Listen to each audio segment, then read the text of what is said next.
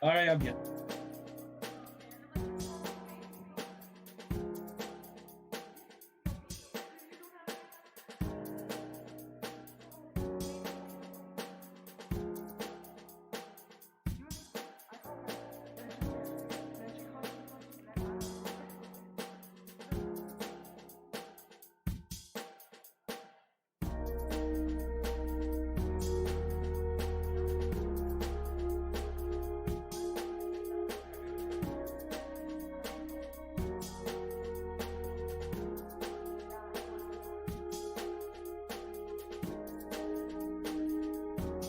Am I still muted?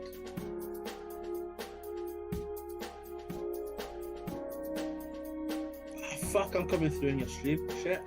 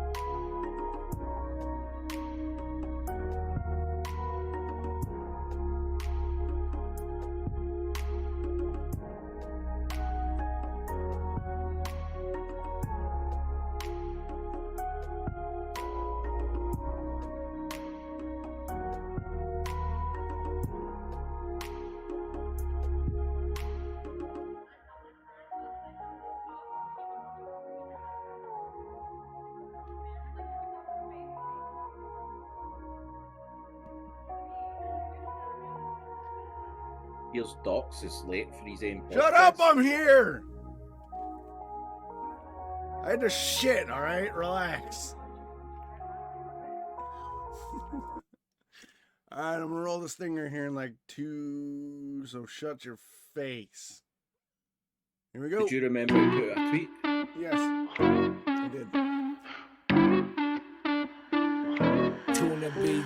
Welcome to the drunk tank. Take a shot and much thanks for you coming out tonight. Have a seat and come in, yeah. Now turn the lights down low.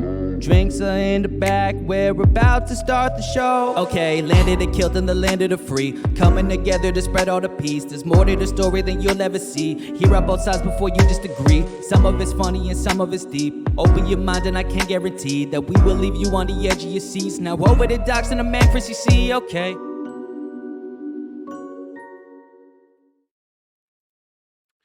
Alright. right, welcome to the show. Welcome to the show. Welcome to the show. It is the Drunk Tank Podcast, Season 2, Episode 3. Happy Halloween, aka Let's Do This Shit Right. What's going on, Chris? Well, introduce yourself, say hi. Hi, I'm Chris, as he said. Nice. Boobies. Yes, boobies. Zim with the Oh, customary yeah. greeting. Alright. I gotta make sure that I put my beer somewhere where it's not gonna, get knocked over. Okay. Knocked over. Knocked over. Okay. Yeah. All right, cool. Welcome to the show, everybody. Welcome. Happy Halloween. Hopefully you're being safe and happy on this wonderfulest day. In fact, that's what we're going to be discussing today is Halloween and various other things. But let's get the formalities out of the way. Chris, what are you drinking? Fuck shit. He's drinking Sorry. nothing because he spilled it. I just went to pick up something and I thought it was empty, but it was the empty. I do. It's just there now. Okay. I'm drinking something quite interesting. I am drinking Brewdog Layer Cake, which is a marshmallow and chocolate stout. Nice. I don't know if you can see that. And I had not high hopes for that because let's be honest, I've often went for the crazier sort of beers and drinks on this podcast, and it's rarely worked out for me. And Right? this one is drinkable. Nice. Actually, it's got that chocolatiness. It's a stronger chocolate. It's not proper pure chocolate, but it's Right. got that chocolatey hint with a marshmallow sort of lingering aftertaste, Mm-hmm. and it's actually quite nice. Nice. Looking pretty dark too. Looking pretty Oh dark. yeah, it's like Coca-Cola. Fuck It's it. it's a proper dark stout. Yeah. That's cool, man. So, but it's that refreshing. It's no heavy like a stout you wouldn't think of. Right. But no, it's actually quite decent. I That's like it. mine. Look at the head on that bitch. Fucking hell. That's like Guinness head, bro. I mean, it's an inch too big, but Right? it's still so like this one does. This one had a slight head at the start, and then it just sort of fizzled away to nothing. Well, and no one likes fizzled away a disappointing head. Nah, if you're gonna get head, you want it to be fucking worth it. Yeah, it's got to be proper. Like, I ain't about this kind of bullshit head. Right? So, what am I drinking? I am drinking this weird ass shit it's part of my original venture into beer here in Oregon. So, I'm drinking the Brewery's Bakery Boysenberry Pie. Apparently, it's an imperial stout with boysenberries, cinnamon, and vanilla. Better be worth it. It cost me like $3 for the can. Or some shit like that, or $4 or something. To be honest, that was like it was like £2.30, so that's like $3 as well here. Yeah, this was like $3 or $4. I was like, okay, well, Yeah. here we go. Big head on it, nice frothiness. Smells good. Oh, that's interesting. We might be in some trouble here, boys.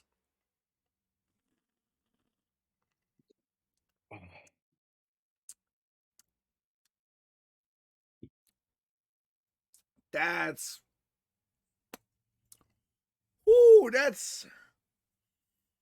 that's Is that a different. flavour? That's a flavor. That's a flavor. It's not bad, but wow, that's a lot. That's a lot. Holy moly. You definitely get the boysenberry. You get that stoutiness, but not really getting a lot of vanilla up top.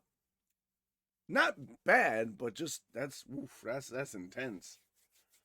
That's intense, boys and girls. That's intense. Holy shit. All right. So, get the legals out of the way. Lawyers, back to your cages. We're about to take care of it. So, if you are joining us on the podcast or watching the VOD and you are drinking along with us, make sure you are of legal drinking age in your country of origin or your country of residence at this point. Also, remember to drink responsibly. Do not drink and drive. Do not text and drive. There. Are you happy, lawyers? Shut the fuck up. Get back in your cage. Anyway, Fucking lawyers. Fucking lawyers. Welcome to the show, Chris. Welcome to the show, chat. How was your week, my friend? You had a big week. Yeah, Let's dish. it didn't quite go as good as I was hoping. No, the charity streams and that, but it was like there was more planned that got fucked over through things that I couldn't quite control, which was quite frustrating. But we managed to kind of get things through and all that. We were supposed to do a baking stream on the Thursday, and I'd ordered a bunch of stuff at Amazon to kind of help me. So, like equipment and stuff like that, like a new camera and some leads and stuff. And then it never ever came. Like, I'm still trying to find out why the fuck it's not here. It's still not arrived. So, I had to kind of cancel that, and I changed it that we were just going to do a normal stream. And then my internet started dropping out. So, I ended up just having to cancel, which was kind of shit. But yeah. we Understandable. we managed to get things back on track. On the Friday, we done the stream. The Friday stream was actually quite fun. I had fun because I really it got to the point where I was so fucking frustrated. I was like, I don't even want to stream on Friday, but I ended up just doing it anyway, and I actually had a lot of fun. And then yesterday's stream was pretty decent. I think I overshot the kind of targets. I think next time I know now what the levels are. So next time I'll definitely be a bit more realistic. But I mean, we still raised a decent amount. We raised something like $120 for that's Rise Above the Disorder. So that's like 4 people, 8 therapy sessions. So like it's still fucking like I mean it's better than nothing. Let's be honest. Right. But yeah. It's by the way, can I just say something, Docs? I've just looked at your chat. Yeah. Your brewery bakery boysenberry pie. Any reason why you've shelled Park City Games Twitch channel? Probably because I didn't notice in the document that it's not the right fucking link. Oh, thanks for the correction. I will. I just noticed that. I was like, when I'm glad Park City started going into a bit more a new business venture there. I didn't even notice that. Thank you. I will get the proper link. He is a boysenberry pie. Park is like the sweetest, youngest, like baby-faced fucking kid I know. Blake is a cool kid. He's a big like tech nerd, so like I want to get him on the podcast to talk about like tech and shit because that's like his world. He does like programming and stuff. The other day I was watching him stream and he was doing chat manipulations where he was like designing like chat boxes and shit for like Stream Labs elements and stuff. And I was like, right. He's like, oh yeah, it's easy. You just do this, that, and the other thing. I was like, bro, that's Chinese to me. He's like, no, not really. I'm like, oh, okay. We need to get you on the podcast to talk about tech and all that shit because like that's your realm. I'm not. I was actually going to say that, like, of all the podcasts and hosts to bring somebody on to talk about tech, we are the least fucking qualified Right. to have that conversation. Take account, like the last couple of streams for charity that I've done, it's literally been riddled with tech curses and problems that I'm trying to deal with on thing, and it's so fucking simple, but it's me, so it's very difficult. Yeah. It was hilarious because not to get away from the charity stream, but like I dropped in on Park stream and he was doing this stuff with the chat box, and then he like tricked the chat box out to where it had like colors and like various fonts and shit, and I was like, oh yeah, you don't. He's like, no, these are custom design stuff because I was like, oh yeah, you can do some manipulation with chat boxes, but you have limited options. He goes, I have all the options, and he turned the box into like triangles and shit. Like I was like, how'd you do that? He's like, oh, you write this line of code and execute. I was like, yeah. Yeah, that's like a new level. That's like no, I'm the type of person that if I go onto the website and the website says you can't do that, well, you can't do that. Right? Parking a bit So like, I guess I'm not doing that. But yeah, it was amazing. So, and Park's actually the one who gave me the graphics card for the new PC. Nice. And I had a podcast previously with Park and a couple other streamers, so getting Park back on will be cool because he's just a really cool kid to talk to. But charity streams for Rad, aside from having to cancel the baking stream, what else did you do? Like, I saw a couple games. I was gonna try and drop in Saturday, but I had to like go do stuff with my kid, and then I had to go get dinner stuff for B, and I got so swamped and behind. I got to jump in and watch it, but I didn't get to jump in and play it all, unfortunately. So what did you play all day? I mean, well, yesterday, obviously it was the 12-hour. Mm-hmm. So we started, I played some Dead by Daylight. First time I've ever played Dead by Daylight with Dread and Monster. Mm-hmm. So that was fun. Like, it was fun. We just done custom games, had shots each you go on, like the killer and stuff, and just like learning different things of the game. Mm-hmm. And then we hit $100 on that on the charity. So that was for Outlast 2 to play. Mm-hmm. So we ended up switching to that. But I feel in hindsight, I wish I hadn't played as much Outlast 2 because I feel as if it was like awfully heavy on like the gore and gruesome and triggering things. Mm-hmm. And it's such a long game. Like, we played literally for about 6-7 hours Outlast 2, and I'm only like part of the way through chapter 2 of 5. Jesus. If I knew that, I would have only done like one chapter and then Right. kind of went, right, we're going to move on to something else. But at the same time, I mean, we had a bunch of people in chat, like my brother and a couple of his pals ended up coming into the chat because me and my brother were going to play Warzone Zombies. Uh-huh. But by the time he had kind of like got up the road and had his dinner and stuff like that, I'd already started Outlast. Mm-hmm. So they just kind of hung about in chat, then like the sound alerts and stuff. So that was quite fun. And then once I'd kind of got enough Outlast, because it just started getting to the point where I was getting tired and having to think about stuff and that. Right. And then ended up switching over to Phasmo. Yeah. And then Haba joined, and me and Haba played a couple of rounds of Phasmo, which was really fun. And then at the last kind of like 30-35 minutes, I played that Dark Deception chapter. Yeah, what I only caught part of that because I was in and out with dinner. Like, you were running through a hallway or something? Yeah, it was like a maze that you had to collect these soul shards, and then at the end you had to try and get yourself into the ring, and it was frustrating because I was that tired, and it was so simple how you done it, but I was that tired that I was making it difficult. Yeah. And like everybody in chat was like I felt bad for them because they were like, they know it's so fucking simple and it's frustrating, but they know it, like, they don't want to backseat because they know it is the fact that I'm just shit at it. It's just the fact that I'm tired. Like, because I'd planned on starting early. I ended up starting like 3 hours late than I planned because it was my sister's birthday and I forgot they were coming up. Right. So I'd been up since like 8 a.m.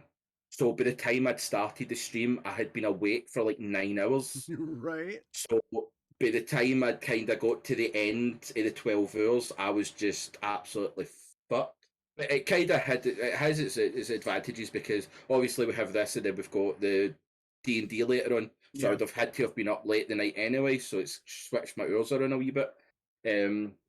But no, it was fun. I had a good laugh. We had decent numbers. We made a good amount of money for the charity. It was a definite success. But I think I've learned some stuff that I'll have to remember for next time. Yeah. I have learned. It was a good learning curve kind of thing as well. I've got some ideas of where I want to go next for it. Mm-hmm. Especially to try and get like, because that's what I was saying.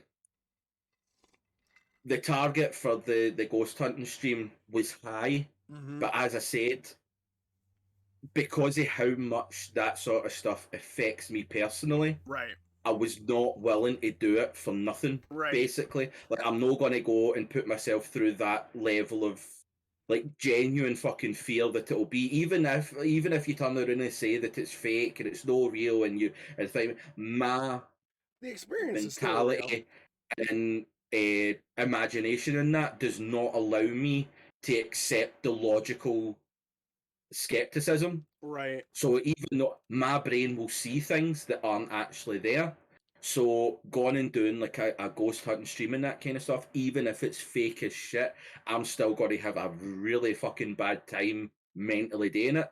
So I was unwilling to do it for like $100. Like that is not worth me going through that sort of anguish. I'm wanting a good bit of fucking money for charity before I even consider doing that level of fucking, like, we'd done it $500. I would do VR because I know how much VR horror's going to fuck me about. So there's no way I'm going to go and do the fucking real live stream for pennies, fuck's sake. Right. Fuck that shit. If you want that, you need to pay. Fucking get your phone in your wallet and fucking pay me to do that shit. You mentioned something that I agree with. Your imagination, right? I love scuba diving, right? I'm like, scuba diving is one of my passions that, like, hopefully by next summer, now that we're established out here, I can get recertified and I can get a wetsuit and I can do some river diving and maybe go out to the coast and do some sea cave dives or whatever. But Bernadette will tell you all, like, for a fact, like I tell her all the time, I don't know if I want to go to where I can't see the bottom, right? Because I'm like, oh, I love the ocean, I love water, I want to scuba dive, I want to see all the shit. But part of me is like, do you really want to go, like, you've seen Finding Nemo, do you really want to leave the safety of the shelf? Because my brain goes, you know, you have a lot of scientific evidence to say that this creature or that creature still exists and they live down there. And my brain will be like swimming along and there's no bottom and just something will flicker in the little what's left of the light, and I'll be like, is that a shark? Is that a megalodon? Fuck, is that a kraken? Am I gonna die? And I probably won't. Nothing will be there. But like my overactive ass imagination, I'll be like, something's in the darkness watching you. And I'll be like 60 feet down, and I'll start to, like, my brain will go, and my brain and my body will go, nope, surface now. So I totally understand the overactive imagination when things like you're not necessarily afraid of, but like you have apprehensions about. Because I'm not afraid of the ocean or sharks or anything in that. Like, I understand, like, their behaviors and their biology. Like, I totally understand all that. So I'm not, like, afraid of it. But, like, something in your lizard brain, when you have an overactive imagination and you're in an environment where you don't have control, kind of is like, we in the shit now, motherfucker. Yeah. So I totally understand you, like, going to the haunted asylum or whatever, the ghost hunt in real life. That, especially if you have an overactive imagination, that will fuck your shit up. Yeah. No, exactly. That's why I'm definitely just like, if I'm ever going to do something like that, it'll need to be worth my time. Right. Like, it might make me sound a bit fucking high and mighty, but it's just, I am not willing to do that for fuck all. Like, I even had that comment when we were playing the Summer of 58. The premise of that is that the guy runs a blog, kind of like, as a skeptic to the paranormal, and his followers kind of dare him into going to this Russian fucking abandoned campsite, which is the whole premise of the game. And I don't even get the fucking idea of trying to send me there, because you will have to fucking pay a pretty fucking penny to get me to go and do anything at that fucking level. Like, I you always have these conversations where it's like, oh, content creators, they always have to push the boat out to be different. I don't give a fuck. I am not doing that for the love of my followers or my viewers. If you want to see me do that, put your hand in your pocket. Otherwise, tough. Like I am not the type of person to fall to peer pressure. Like fuck you. Well, that I don't think that's arrogant or egotistical. I think that's actually sound, because you bring up a point that content creators do push the boundary for viewers and followers, and a lot of times it is to the detriment of themselves. For what another like on a video or another follow, like there comes a point between doing stuff to grow and appease like your viewership, but there's also a line where you're actually selling yourself short and endangering and limiting your ability to do your career just for that follow button. Like if you want to do something that's dangerous and terrifying or whatever, that is a fear or a triggering event for you, you should have a standard of, I won't do X without Y. Yeah. And creators should not feel bad about setting those boundaries. It's like in real life, like if you have a toxic friend who's like, oh, you never do this, you never help me, you only help me if something's in it for you or whatever, or there's a motivating factor for you. Yeah, because you're toxic as shit, and I'm not going to expose myself to you for just my fucking well-being so that you can get cheap labor off me or you can sap my energy. No, there are boundaries for a reason, motherfucker. Yeah. And I think that's I thought that was an important, like, sort of comment that you made, is a lot of, like, because you and I are in the creator space, and, like, B is in the creator space and sales space for, like, a lot of her stuff, and, like, we know a lot of streamers like Monster and Bill Bob and Zim and all them. And it's like, they're none of the people we know in the content space are gonna go like play chicken in the highway or anything, because we have like a rational sort of like idea that like that's not worth the view or the like. There should be. Your life is not worth this fucking job. Right, and that's the thing is, I think a lot of younger, especially younger content creators, like, because I'm in my 40s, you're in your 30s. But there's a lot of like younger content creators in their 20s and late teens that get on like these trends and they do this trend shit for likes. And it's like, don't do that. Don't do that, because it's not worth the little bit of like likes or like comments you get. It's not worth it. If you want to do like a stunt, make sure it's paid for. Yeah, do it right. Yeah, do it right, because ultimately the stunt will be not as remembered as you, the creator. Like, it'll be part of your history, but if it's done right, it could be one of the highlights. If it's done wrong, or if it's done for a lower bar, it could be the epitaph to your career. And that's, I think, having a healthy boundary with viewership and the platforms that you're on as the creator is an important thing. And I think a lot of younger content creators need to like learn that, or have somebody take them aside and go, yo, dude, like, the cinnamon challenge ain't worth going to the ER for somebody making a comment and laughing. Well, it's one of the ones, like, I know there's, like, I wouldn't necessarily think like the cinnamon challenge. The cinnamon challenge, unless you're allergic to cinnamon, it's like, but I think, like, touching on what you'd said, it is quite true that if you're really, really good at content, you'll be remembered for your content, right? It'll be your thing. I think what the issue is so many people do these trend things that you are not like, it's the trend that's remembered, and so many people will go and do things thinking that it's going to get them that exposure, and it's very, very rare that you turn around and go, oh, do you remember Doug Simpson? It was the guy that done this. What people remember is, do you remember that fucking idiot that killed himself doing that? Nobody will remember your name. So you putting yourself in those situations for that extra 10 fucking likes, because let's be honest, unless you have a decent amount of exposure the now, if you're following the trend of everyone else, you're still not going to get fucking seen. Like I said, like, like we were talking earlier about like League of Legends. There's 101,000 people watching on Twitch, right? While people are playing it, and you're like, well, that's really, really good exposure. But at the same time, if 80,000 people are watching one stream, why the fuck are they going to go and watch you when there's 40,000 other Twitch streamers that are also playing that game? And that's what always confuses me. The trend set or these trends is that there's 4 million people doing this trend. What makes you think that you're going to be that special one that people are going to come and watch? You're putting your life at risk for the sake of a couple of fucking followers, of people that do not give a fuck if you live or die. Like, it's the real thing.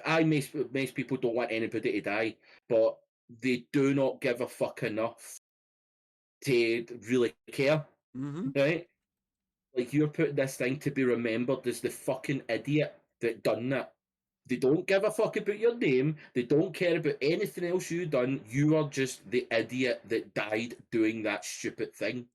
And that's what confuses the fuck out of me, of these people that want to be famous for that. It's like, why do you want to be famous for being a fucking idiot?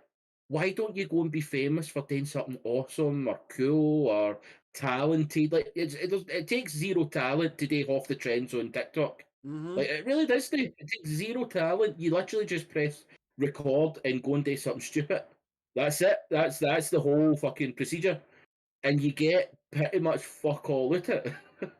Yeah, but there's something to be said that, like, when I think the mentality behind it is, oh, if I do this just a bit different, I'll blow up, I'll stand out. And there's nothing wrong with having that mentality of taking something and putting your spin on it to, like, stand out.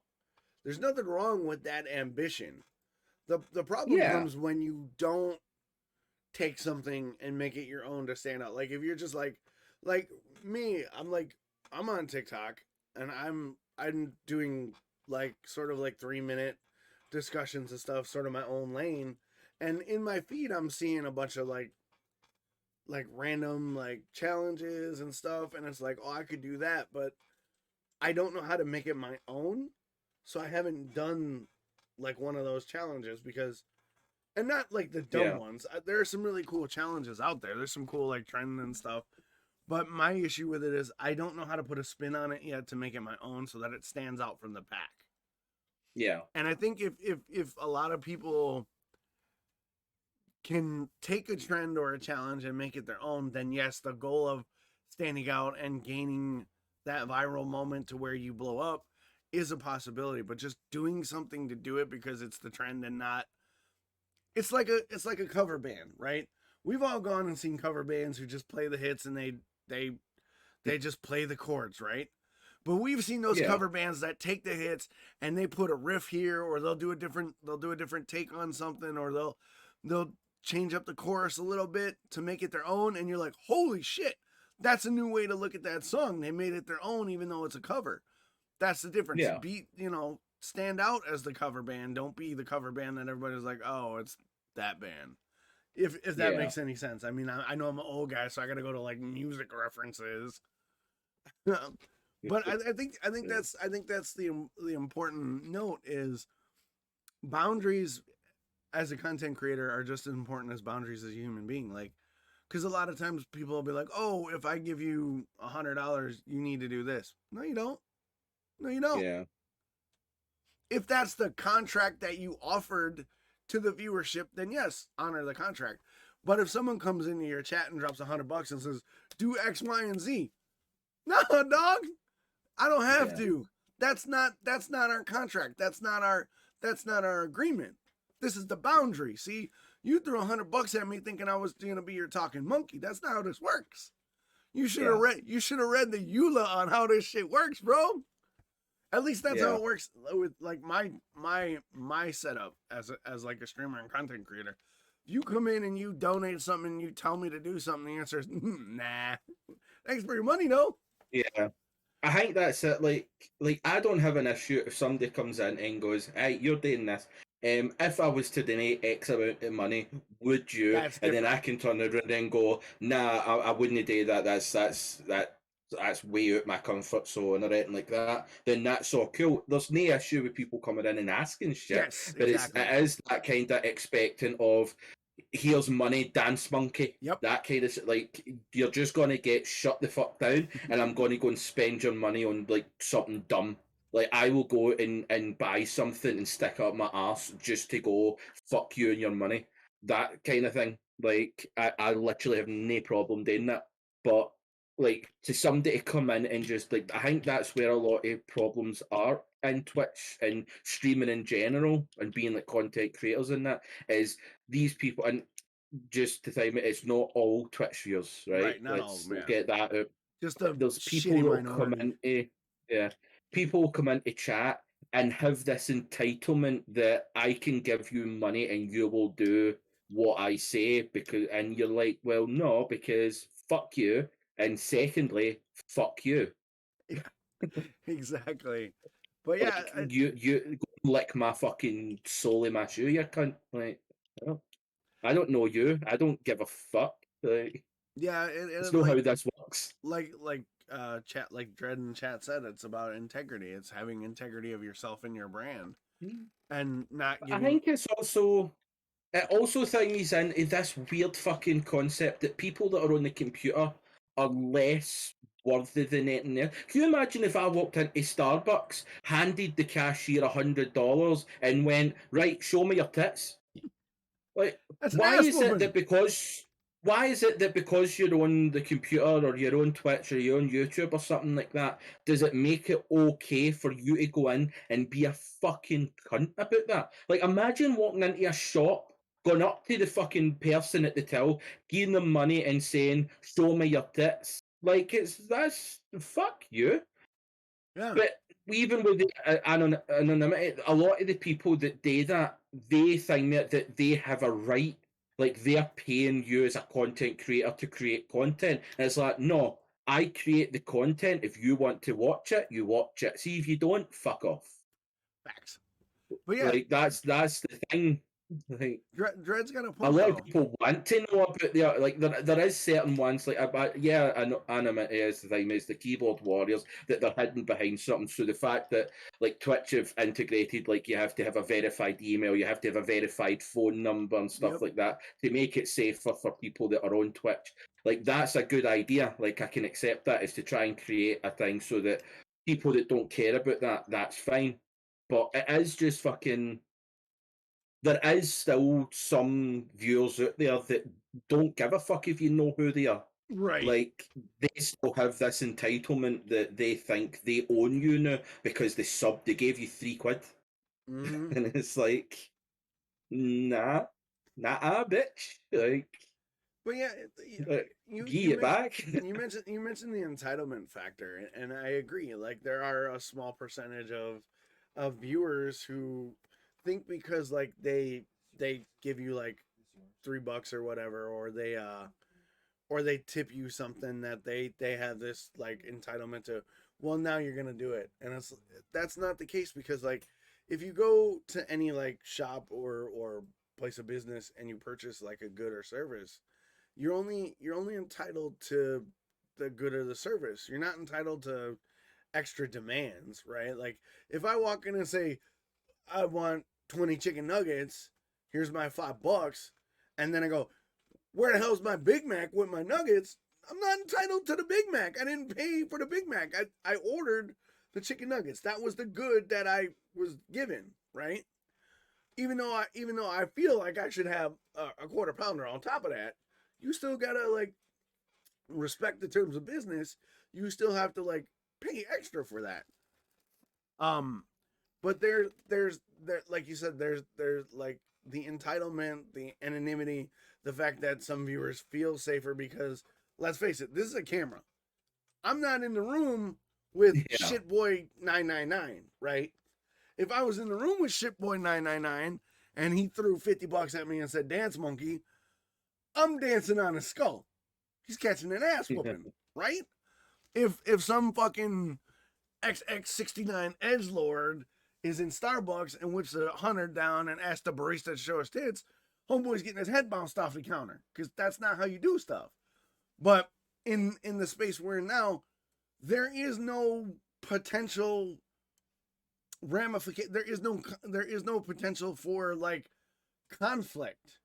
There is no like. Yeah. There's no ass whooping for dropping Dance Monkey in a chat. All you get is a ban, and you can make another fucking account, right? Exactly. And I think that is the thing. Oh, nice. And go ahead, keep going. I was reading a chat message.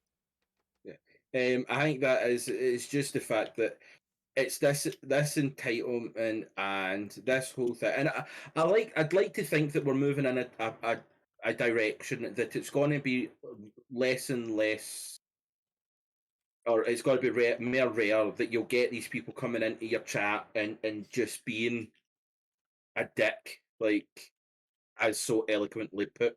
Like I think it is going to get less as time goes on, but at the same time, it's like I know it's like a social thing. I know like there's a lot of people that don't have the social structures in their life to understand how to talk to somebody. Like understand that that's fully acceptable. Mm-hmm. There's people in the world that just haven't developed a social fucking mindset to be able to understand that you don't just go up to somebody because there is like one thing that always things me is when you're sitting playing a game on stream or something like that, and somebody will come into your chat and go, "Can I come in and play?" You don't go into somebody's chat and ask them to join the game. You just don't. Right. It's just you gotta be invited. You have to either be invited or send a whisper or something like that, or a DM or something like that, and don't put the streamer on the spot like that. I don't like random people in my games. I'm never going to accept random people into my games unless I invite them. Or unless it's somebody I'm playing with knows and vouches to say, yeah, I've played with this person a few times, they're quite good. That's cool. If you come into my chat and say, "Oh, can I join your game?" Because the amount of times that like me and Zim were playing Raft, and somebody came into chat and was like, they followed me and then asked if they could play, and I was like, "Oh, we're no having anybody add in," and then they unfollowed and left, and it's like, well, yeah, that's not how that fucking works. But it's like I'm no one to let random people come in and play my game. If I'm online playing with my friends, it's because I want to play with my friends. I don't want to sit and play with random people. I physically don't go into games and play random lobbies because I don't want to play with random people. Because 9 times out of 10, you're going to find an arsehole. Well, yeah, and the thing with randoms too, it's a touchy subject, right? On like, especially like on a platform where we are. You get those like if I play on the rare occasion I play a multiplayer game, I do get those requests. Hey, do you mind if I play with you? And I politely say, no offense, I don't know you. I have a lot to lose if you turn out to be a shitty person. Like Yeah. if you turn out to be a complete fucking ass and say some random shit, I could lose my whole job. Yeah. So it's not that I don't want to play with people. It's I have too much on the line to trust some rando who's like, hey, I got to play with this streamer and I dropped the N-word or I dropped the fucking any number of violations that could cost me.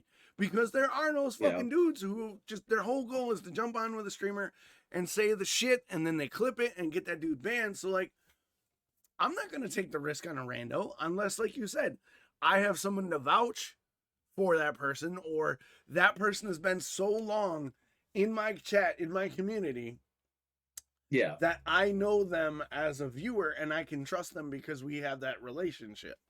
But if you just if you just follow and be like, can I play? My answer is politely no. And if you don't give me the chance to explain it, I don't give a shit if you leave. Fuck you. You weren't worth my time anyway. Yeah. Yeah, I think that's it. It's like it's one thing. Like I can understand it. Like if you're timing about and you just want to go and play with people online and that's cool and all that, but you really should not be putting people on the spot. Like that's just rude. Yeah. Like for anything, not just about going in and asking people to time me, because it's the same people that come in and time me like that.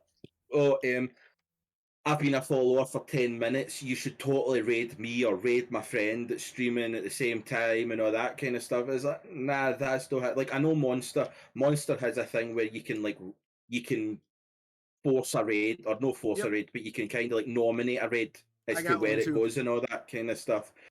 which is fair enough. But it's a similar thing. Like I've noticed it as well. Like Monster in his Discord, he has like a self promo channel, which is Yep. which is cool and all that kind of stuff. A lot of people use it. You've got the same thing. But see if you went into like bigger Discords, right? A lot of them don't allow self promo, and a lot of people get shitty about it. And you're like, well, hold on a minute. You shouldn't be like, unless it's offered, you really shouldn't be going in fucking self promo, because it's advertising. That's like going to Apple and going buy Samsung. Like it's not how it fucking works. But there's a couple of things that like see the Wraith Energy, they have a Discord that you can go into it. Mm-hmm. They have self promo channels, but see the levels thing that you can get in Discord, like how many times you chat, your level goes up. They have it set that you have to be level 3 or above. So see these people that go into people's Discords just to promo their own channel but have fuck all conversations in it, they can't do it. You have to be an active member of the Discord to be able to promote yourself, which I think is a smart way to do it, because then you're not getting these random people that are just trying to jump on your back to get themselves somewhere.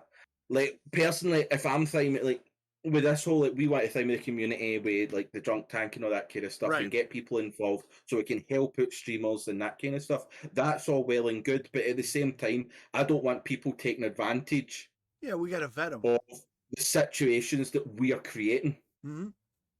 To anybody. Like, it's not so much that I want to know exactly who you are and all that kind of stuff, but I want to be like, the point of it is that if Monster, I asked Monster to raid somebody the other day there because they were like 3 followers away from 50. Yep. And they were like so close to getting affiliate and all that kind of stuff. And I messaged Monster. I was like, look, by the way, is there any chance you can like send your community here to kind of give them follows or to raid them or something like that at the end of your stream, just to help them out, because like it seemed like I just fancied doing something nice that day.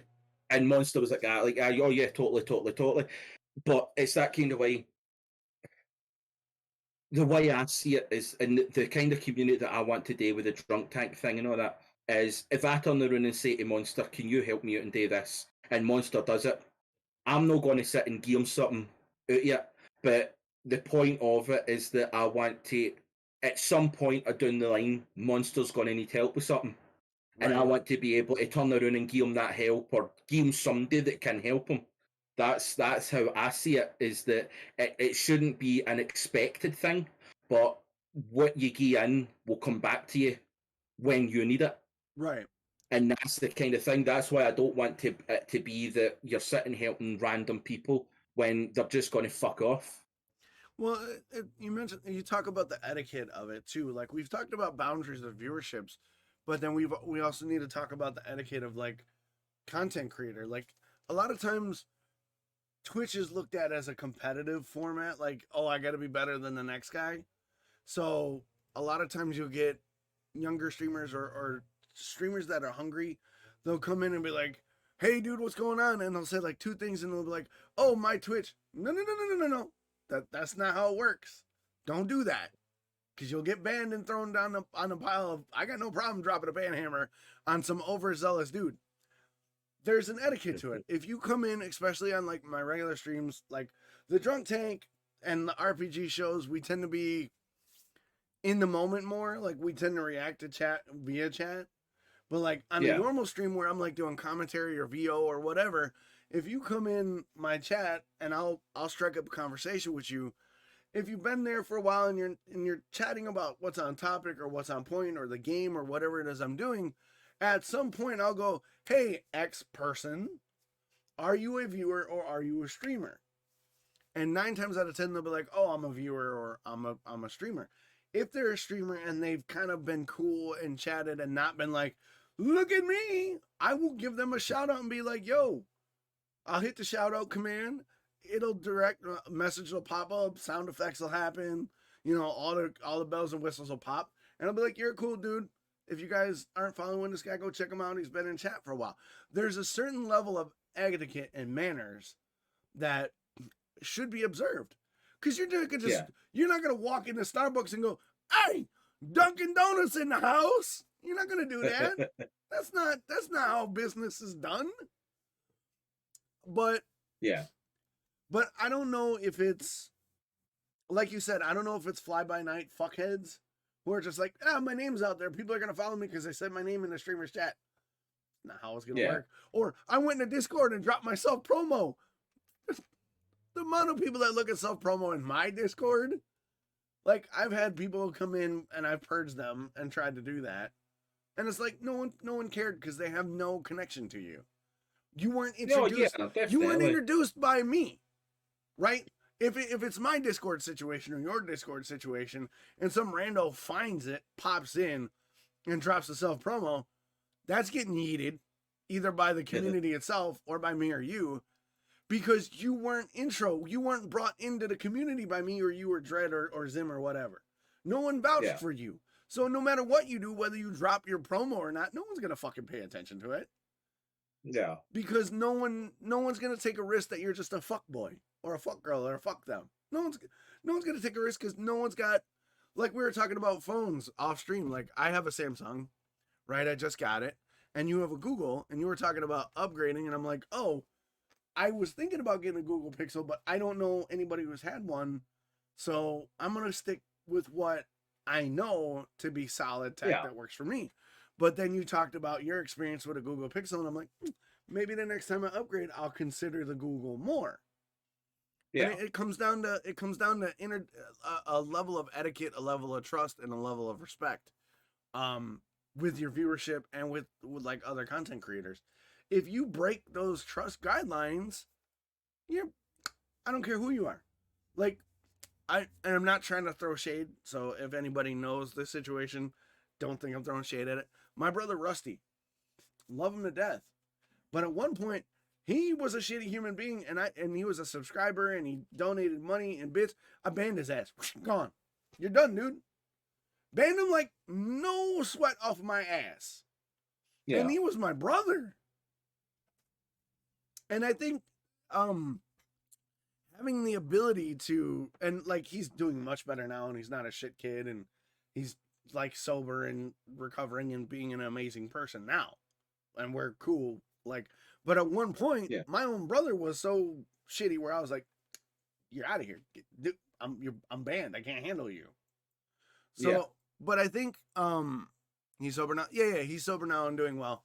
But I think having that mentality to not be like, we were talking about doing stuff for viewership, having the mentality of being like, I don't need your bullshit is something that a lot of younger content creators are afraid to do, because they're afraid of like, oh, nobody's gonna like me, they're never gonna come back if I ban this person, or if I don't do this thing, I'm gonna lose what little traction I got.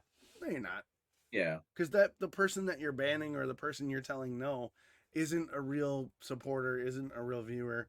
And I don't like the term fan, or like, whatever. And it's not as if these people have any following. It's one random pathetic ass bitch. Right. That's who that is. They have no following, they have no love, they have no respect. Right. Nobody gives a fuck about them. That's why they're in your chat being a cunt.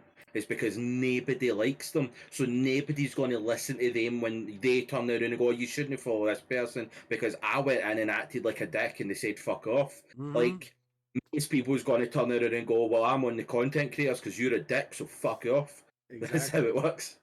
Yeah, and I think the key to what we're talking about here is developing those boundaries and being okay with enforcing those boundaries as like a content creator, and even for like your life too. Like we talk about mental health a lot here. I know we've got a first time viewer and stuff. A lot of the stuff we talk about is like mental health and how we deal with sort of the world of streaming. And I'm a dad and a dog dad and a boyfriend, and you're like a brother and a son, and you got stuff you got to deal with, and you got work.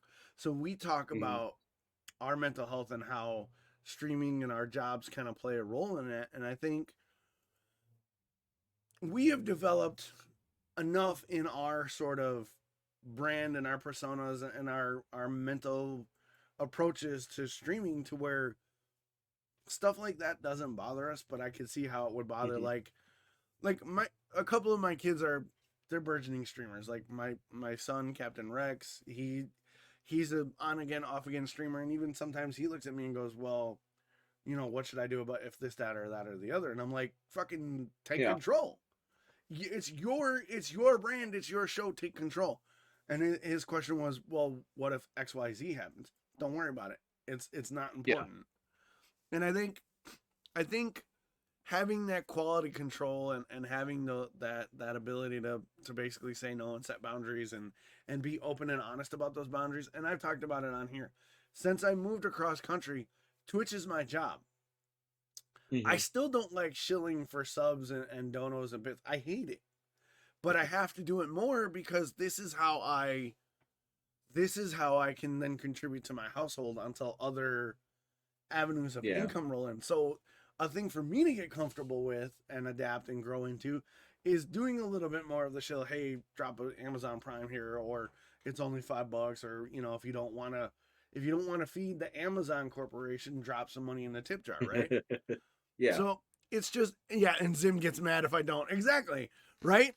But Dredd says, like a bakery could let anyone just ask them to make any kind of cake, even offensive ones, but then you'd get the worst cake. Yeah, exactly. Like if you pander to everything, you're going to get everything. You're going to get the good, the bad, and the ugly. So you have to sort of curate everything, whether it's your brand or your relationships with your family. You have to be confident and secure enough to say no, or I appreciate your support, but that's not the type of relationship we have. Yeah, I think exactly. I think that's a lot harder for like younger cats in the game. You know, because my old gray white haired ass. But no, I think it's a great discussion to have. But that's not the major topic of this show. But it was a great discussion. Let's talk about Halloween, bro. My favorite holiday of the fucking year, next to Yule. Halloween, right? And I didn't dress up because I couldn't find my costume shit.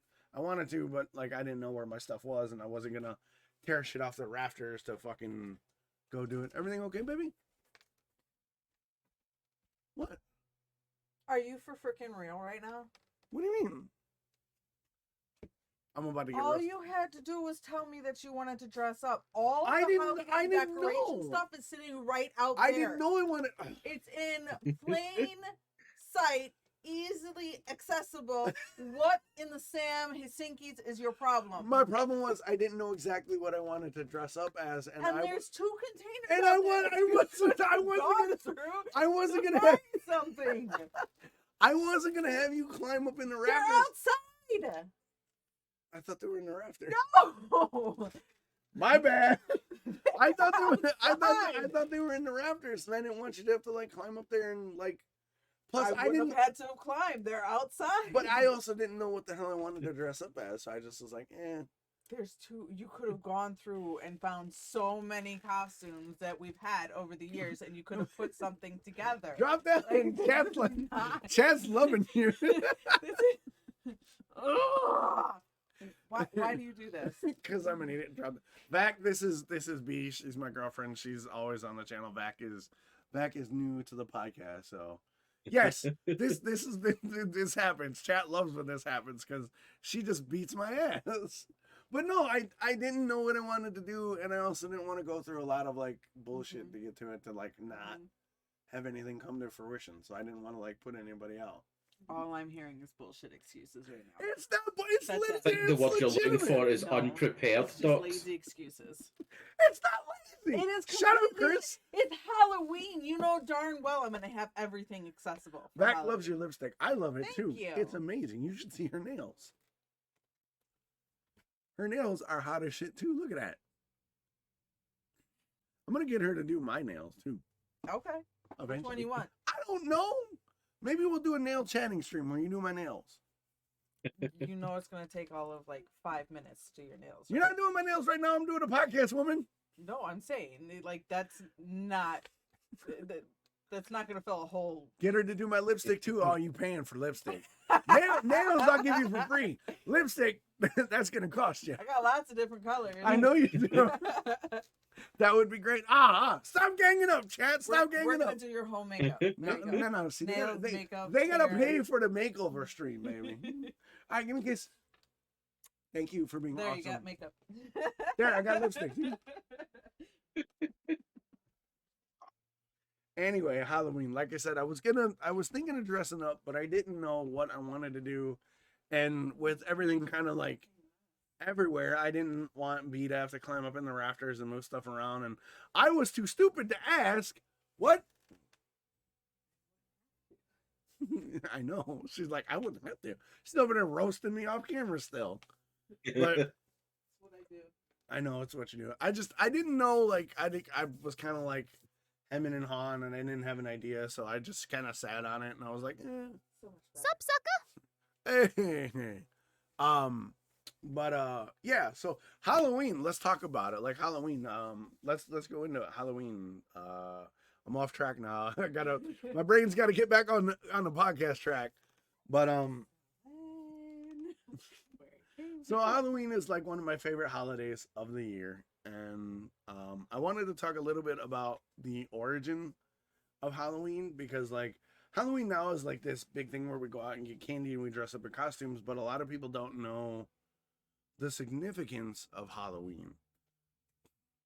What? Why are you handing me stuff? She's just randomly like dropping stuff off, like, But Halloween comes from the Celtic and Pict, I don't know if it's a holiday or what a religious event called Samhain, where the veil between the living and the dead is the thinnest, and it was used by ancient Celts and Picts to communicate with their ancestors and predict the future of harvests and whatnot.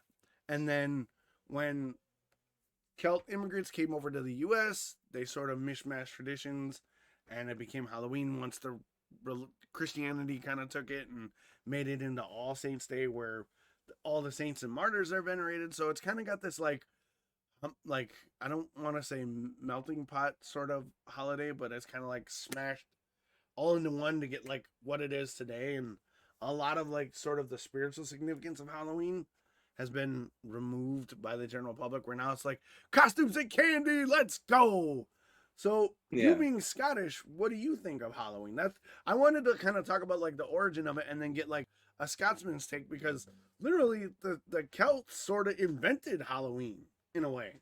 Oh yeah, it's Scottish. It started. It's a Gaelic or a Gaelic festival. Mm-hmm. All Hallows Eve. Nowadays, it's no as we were actually sitting talking about that the night. Like, there's no many kids going about, kind of dressing up, because it's quite funny, because the whole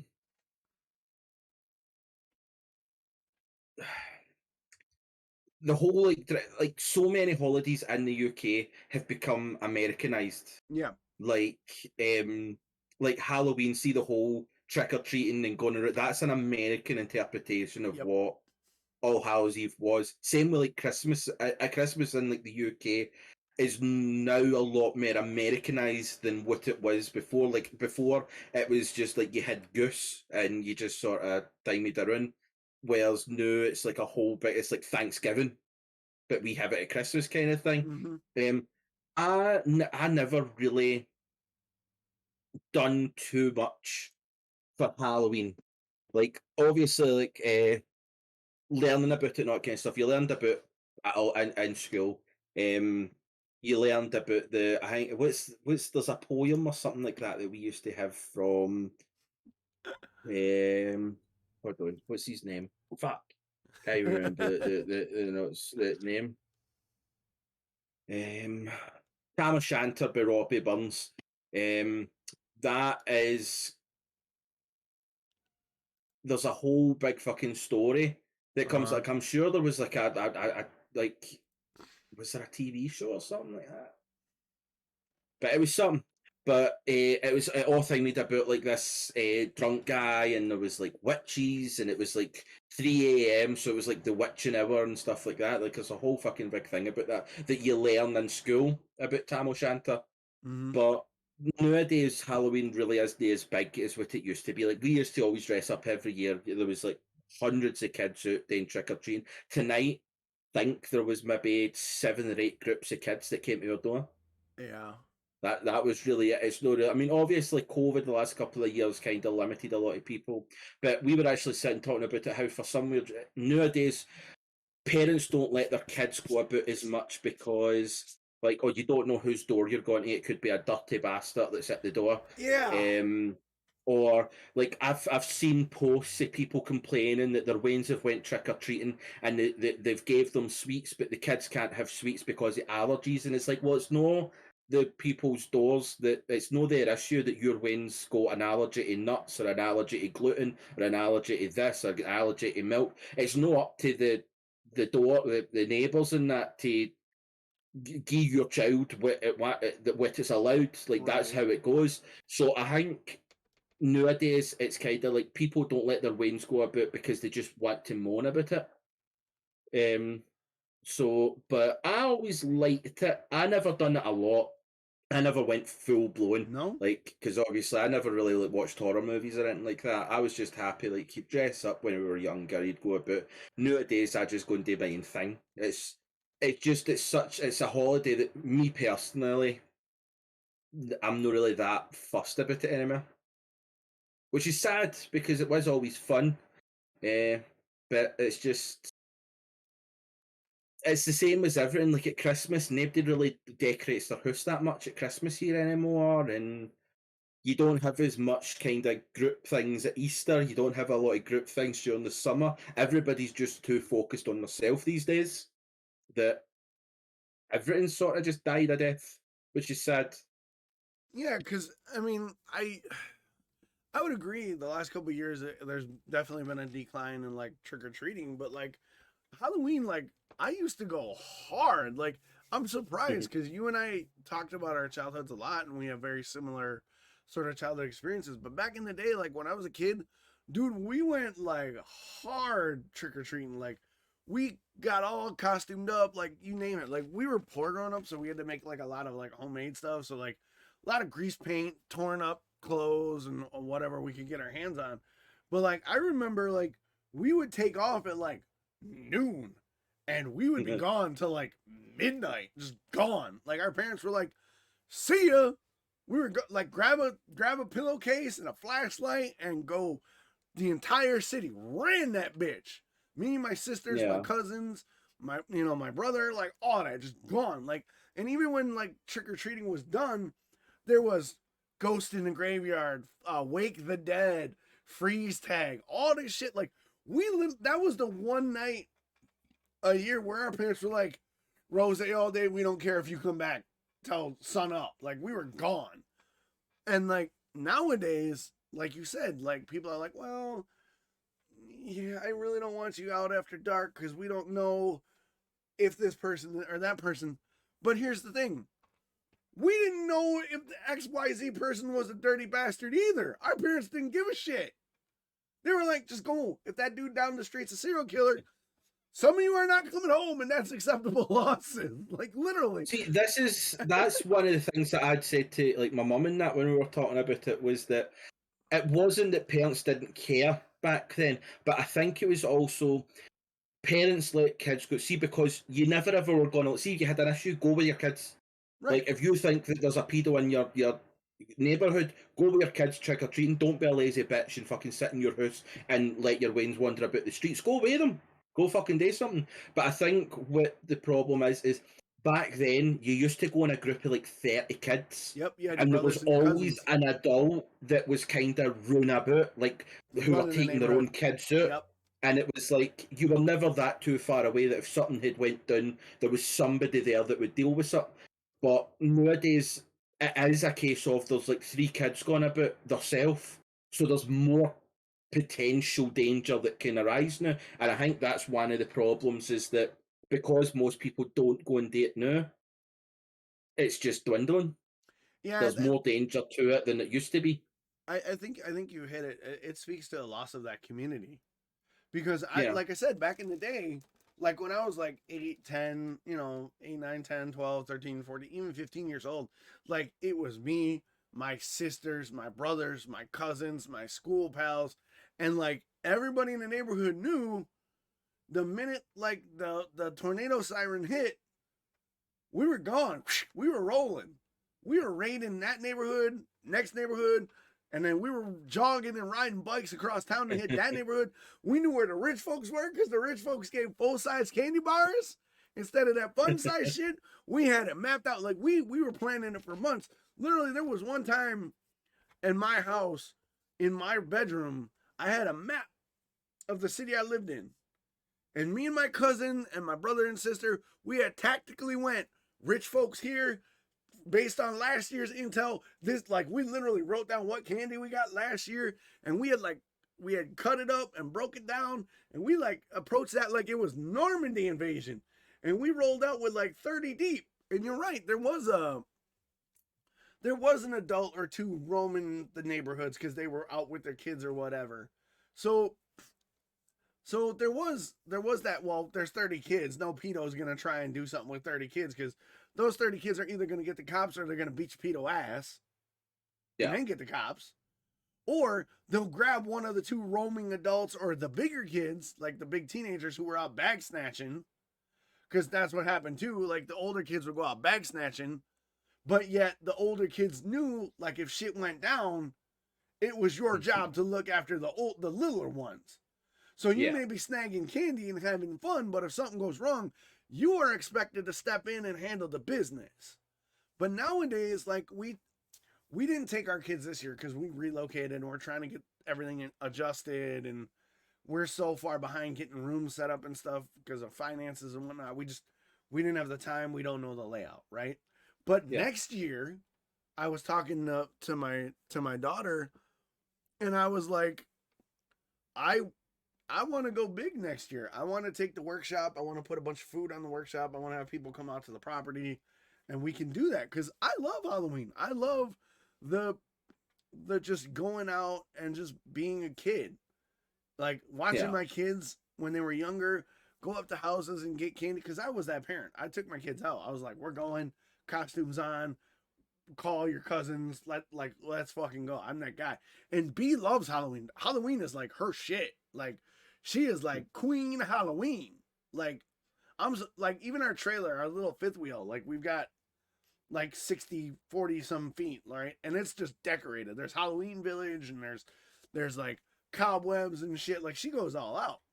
Next year though, I want to like have the kids' friends out to the property and we can talk, like we can do the telling the scary stories. We can get a big bonfire going on the property.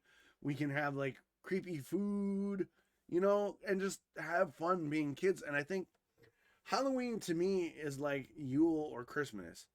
There's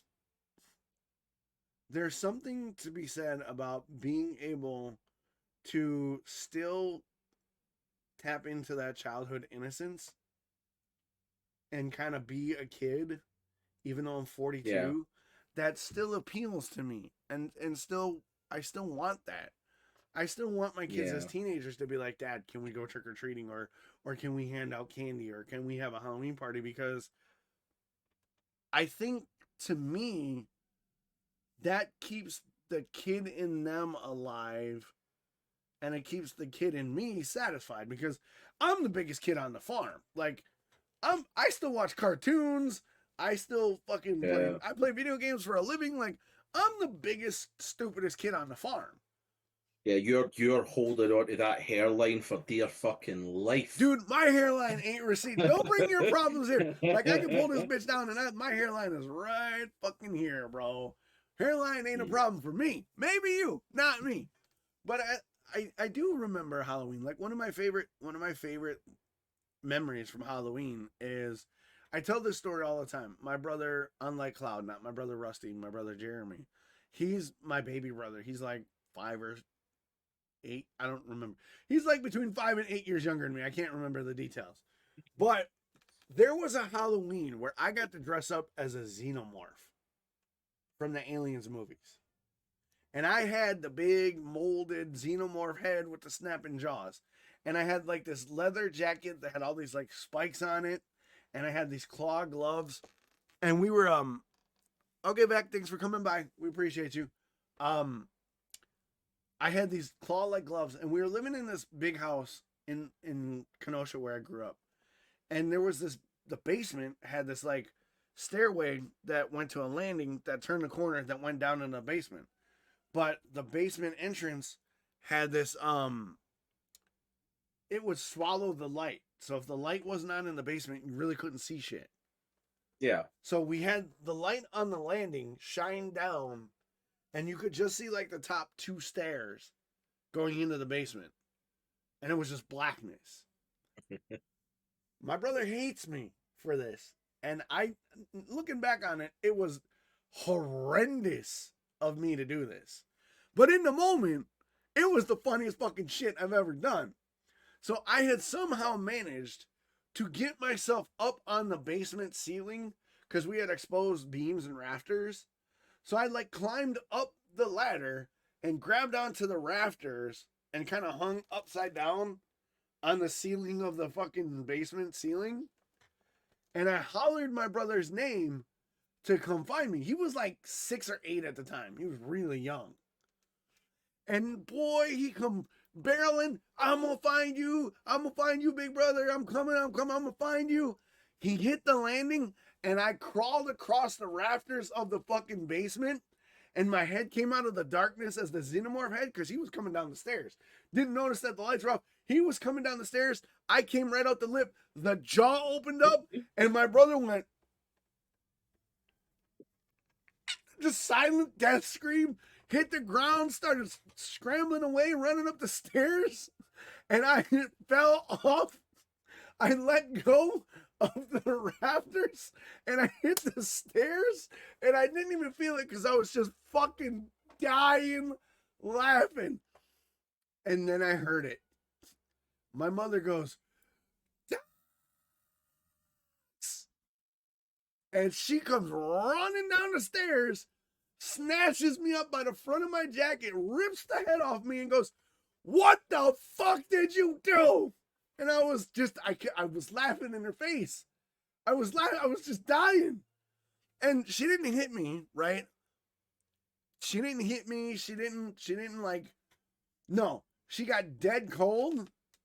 And she goes, you know what your punishment is? And I'm like, yeah, what? Like anything you do to me, it's worth it, right?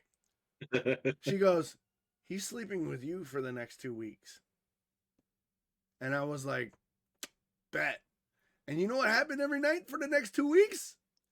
He pissed the fucking bed and pissed all over me. And I'm like, oh, worth it. But now looking back on it, I'm like, yeah, that was probably too traumatic for a 6-8-year-old little boy. But man, that was one of my favorite Halloween fucking memories of all time, because that was, I like scaring my siblings, but that right there was, that was a masterwork of terror. Like it was amazing. And I look back on it now and I still laugh, but I know the trauma that I inflicted on my little brother. It's so good, but I don't know, like, and that's Halloween though, to me is like, Halloween is that carte blanche to be just ridiculous, right? And whatever it is, your costume, like your antics, you can just be like, and like within reason, right? There's still shit kids that do shit stuff, but like, if you're a good natured kid, you don't have any. There's no chains on you on Halloween.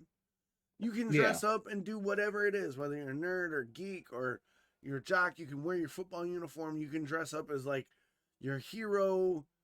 And no one really who's not like a shit person cares. Everybody's like, oh, that's a great costume, or that's a great, the way you can imitate their voice. Like you can play around with voices and you can just be silly, and you can go around with your friends and you can get candy and tell stories and hang out with your parents, and your parents do silly stuff and they make really weird food, and they're like, oh, it's eyeballs, and sometimes it is like fish eyeballs, and you're like, oh, okay.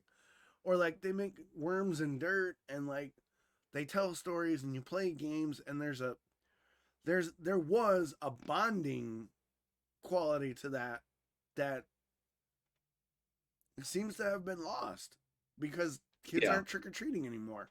They're not having Halloween parties anymore, not just because of COVID, but just because, oh, well, you don't talk to your neighbor anymore. You don't help the stranger on the side of the road. And in a way that really saddens me. And I guess the reason I still want to go so hard on Halloween is like I'm hanging on to that. Like I can save it. Like at least my little corner keeps it alive. But I don't know. I mean, what do you got for Halloween stories? I know you didn't go hard like I did, but like there's got to be some like Halloween where you were like, I'm in it. To be honest, no. It's one of the few holidays where I don't have anything worth talking about. Like, I dressed up as a snooker player once. I was Dracula once. I don't really remember much because it wasn't a holiday that made me want to remember shit. I was always I always didn't really think me too much with Halloween because I hated other people dressing up because I hated not being able to see people's face, not being able to see who they were. All right. That's what just always put me off. So it was like with Halloween and stuff, like apart from things like you said, like watching the likes of like Hocus Pocus and stuff like that, and like Nightmare Before Christmas. I enjoyed watching them. I hate Like those with my parents, then we'd sit and watch it as a family, and then would they like bobbing for apples and just like the little games and funny little things like that. It's just about spending time with your family and stuff. But other than that, there's nothing really I can like add to the conversation in that regard. Like, there's no many stories that I can say. I can remember, like, 20 years ago, somebody dressed up as a mobile phone. Yeah, nice. That's probably one of the few memories that I can remember. Is somebody was dressed as Big Ben as well. I can remember that one. But other than that, but you have to remember, like, for us, Halloween always seemed to go, like, back in like the late 90s, everybody was dressed up as that Ghostface because Scream was a thing. So like see all the kind of like the arsehole guys, they all dressed up as Scream. Yeah. But they dress up as Scream, they just wore the mask. They were still going about with their Nike trackies on. So it really was that thing. That was always what it was. Whatever was big at the time, they all dressed up as that. So there was never even any. And at the same time, I think I started climbing about like late 90s, early thousands. That was kind of around about the time when people stopped making their own costumes and they were just going out and buying masks. Yeah, I agree. So we never really got the time where it was like, you were like, Haba, she made the costume for Kiddo this year. Yeah. And it was like that, like you don't hear it that much anymore where they're sitting making the full costume and that. I don't seem to have this, or I don't have the fucking time to do anything like that for you, so I'm going to go out and spend 20 quid on a shitty fucking mask that you can wear and that's it. Yeah, so it's weird because, like, back in the day, we didn't have Spirit Halloween. We didn't have the Halloween stores. Yeah. Like, we made we went to Shopko sometimes and got, like, the little plastic, when we were kids, we got the little, like, plastic overhaul with, like, the paper mache mask. But, like, a lot of the kids in my neighborhood did, like, their own. Now we call, like, costuming is called cosplay, but back in the day, it was just, you just dressed in costume. So, like, back in the day, like, everybody had to make their own. So, like, Halloween was, like, the cosplayers JV practice, where now, like, cosplay is a big deal, but we didn't have Spirit Halloween. We didn't have, like, what's the other one? Do you guys have, like, a Halloween store out in the UK or no? No, really. You have little pop-up ones that time it's just costume shops. That's it. They'll pop up a couple of weeks before Halloween's going to be, and then they'll fuck off. And then in 2 months' time, they'll come back as a Christmas shop. Yeah. And that's pretty much it.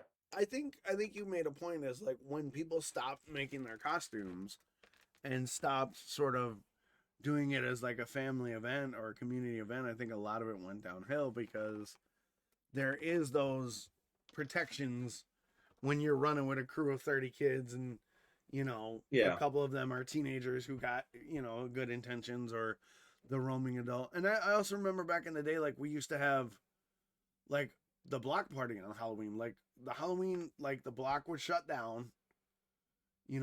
Everybody knew that day the kids were going to be doing stupid shit. So the parents all got together and like threw down on like barbecue, and they all were like out on the porches drinking beers and hey Bob, I saw your kid, he was papering my house. You gotta send that fucker over here tomorrow to clean it up, right? And they're like, yeah. So I think as we've sort of moved away from community, Halloween has been a casualty of that. And to me, it's sad because what really has changed to get rid of community? Selfishness. You think so? Because I can't. Yeah, that's it. I don't have an answer. What it is.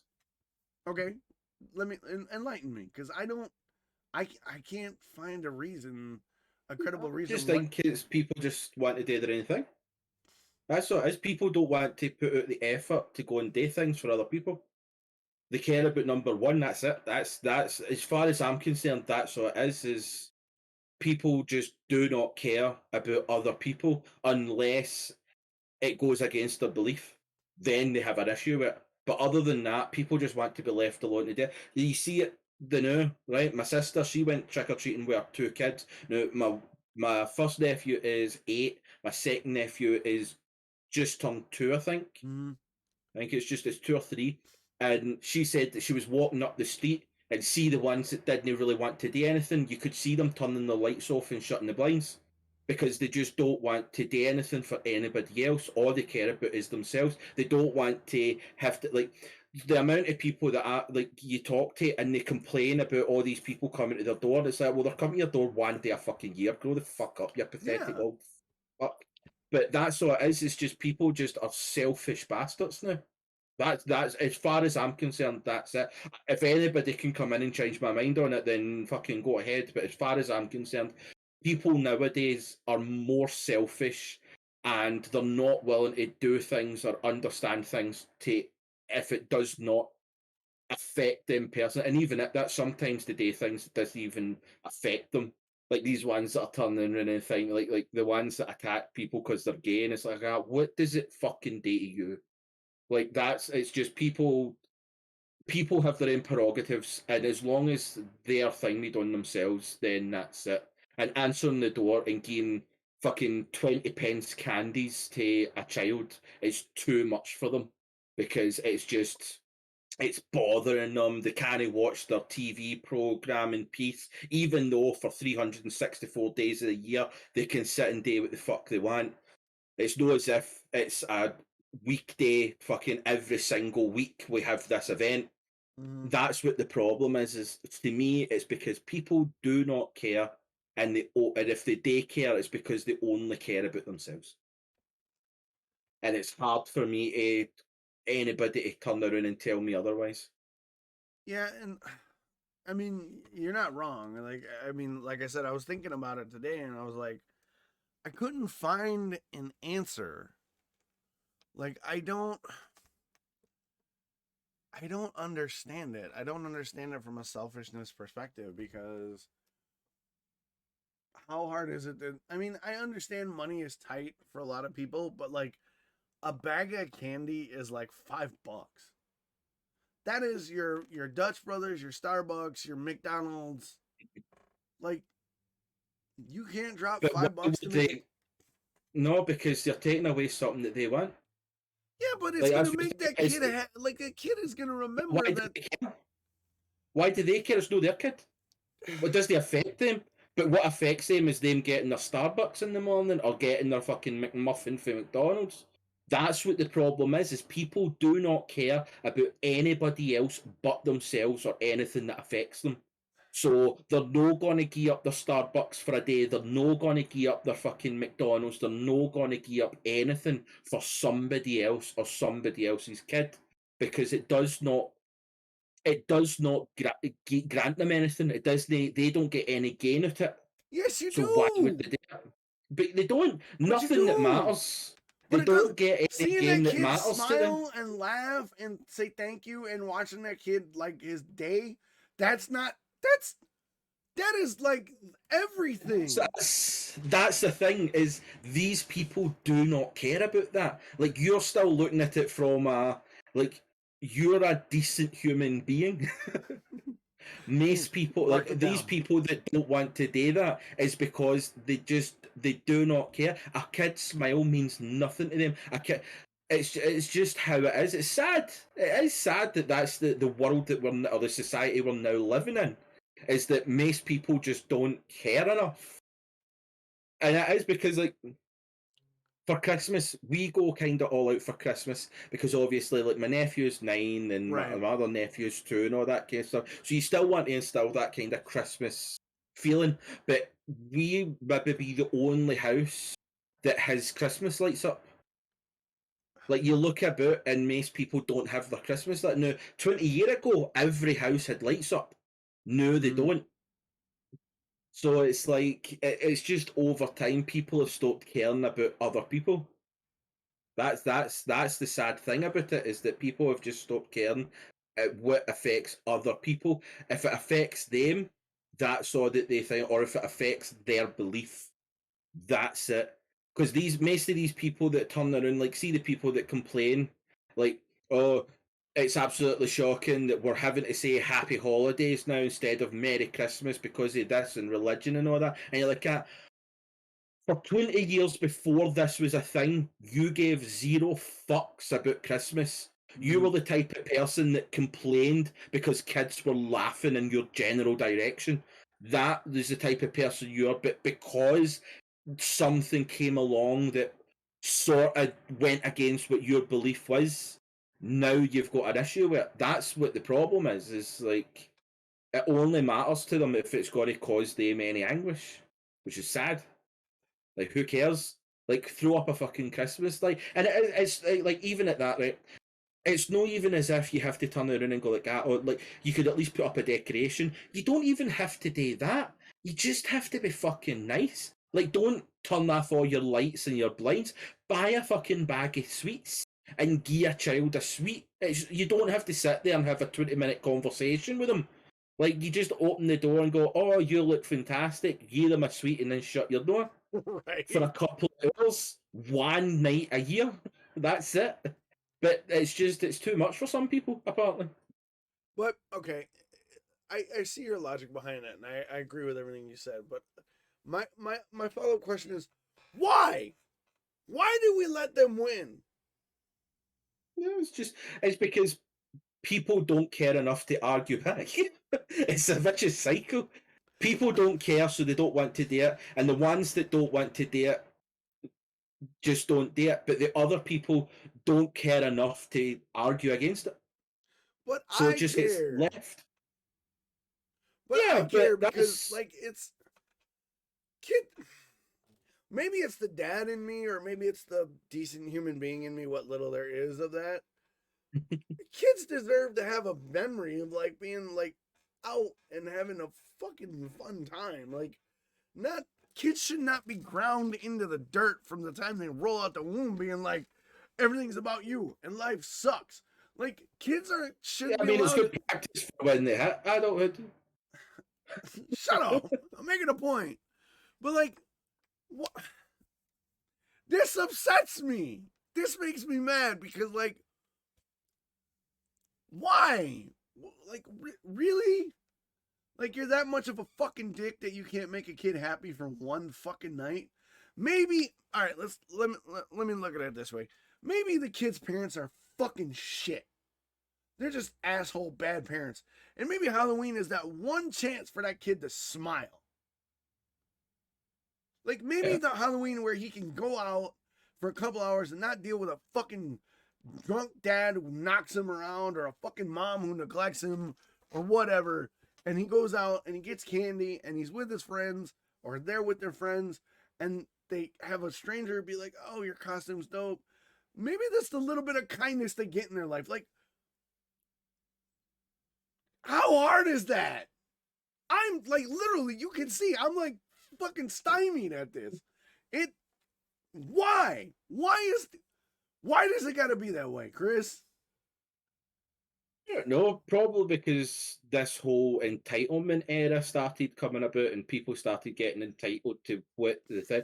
I mean, don't get me wrong, like, people should be selfish about their own happiness. If they don't enjoy something, then they shouldn't do it. That's Right. fair enough. I can completely understand that. Like I can understand that there's people that just maybe they have issues with the whole like horror Halloween kind of thing, and it triggers them. That's a fair enough thing. Right, that's fair. But again, it's just one of the ones. It isn't just about Halloween. It's about Christmas. It's about even like it's something. It's even this thing made into like you can literally put everything into it: politics, religion, race, sexuality, gender, everything. People have entitlement over because they have this entitlement that if it bothers them, then it must be a problem, even though the only reason it bothers them is because they're weird. Like somebody's sexual preference means fuck all to you, but you're going to let it affect you. That it's an entitlement. It's the same people that turn around and go like that joke was offensive. No, you found that joke offensive, but the joke is not offensive. Being offensive If isn't a 7 thing, million people don't find it offensive, therefore it must not be offensive. But this is why it's fine to be offended, but stop being offended for somebody else. And it's like I think it's just a selfishness and entitlement that's came across society in the last few years, and that's why a lot of things just aren't the same. You don't get the same Christmas, you don't get the same New Year, you don't get the same Halloween, you don't get the same Easter, you don't get the same Thanksgiving, don't get the same any fucking holiday. Like usually at the summer in the UK, the schools stop around about the end of June and don't start until August, like mid-August, so they get like 6 weeks summer holidays off.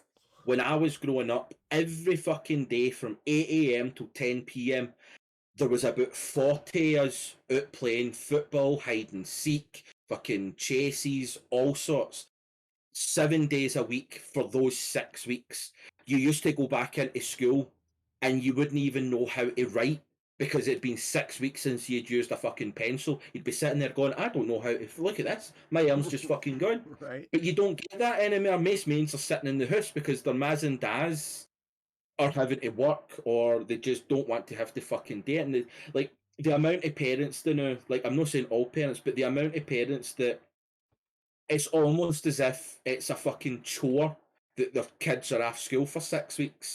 It's as if it's like the government's fault for putting the wains off because they've not got the time to look after their own kids. Right. So it's like it is. It's an entitlement and selfishness that a lot of people now have. That's how I look at it. Yeah, it's you're probably right on that call. For me, I don't understand entitlement because I don't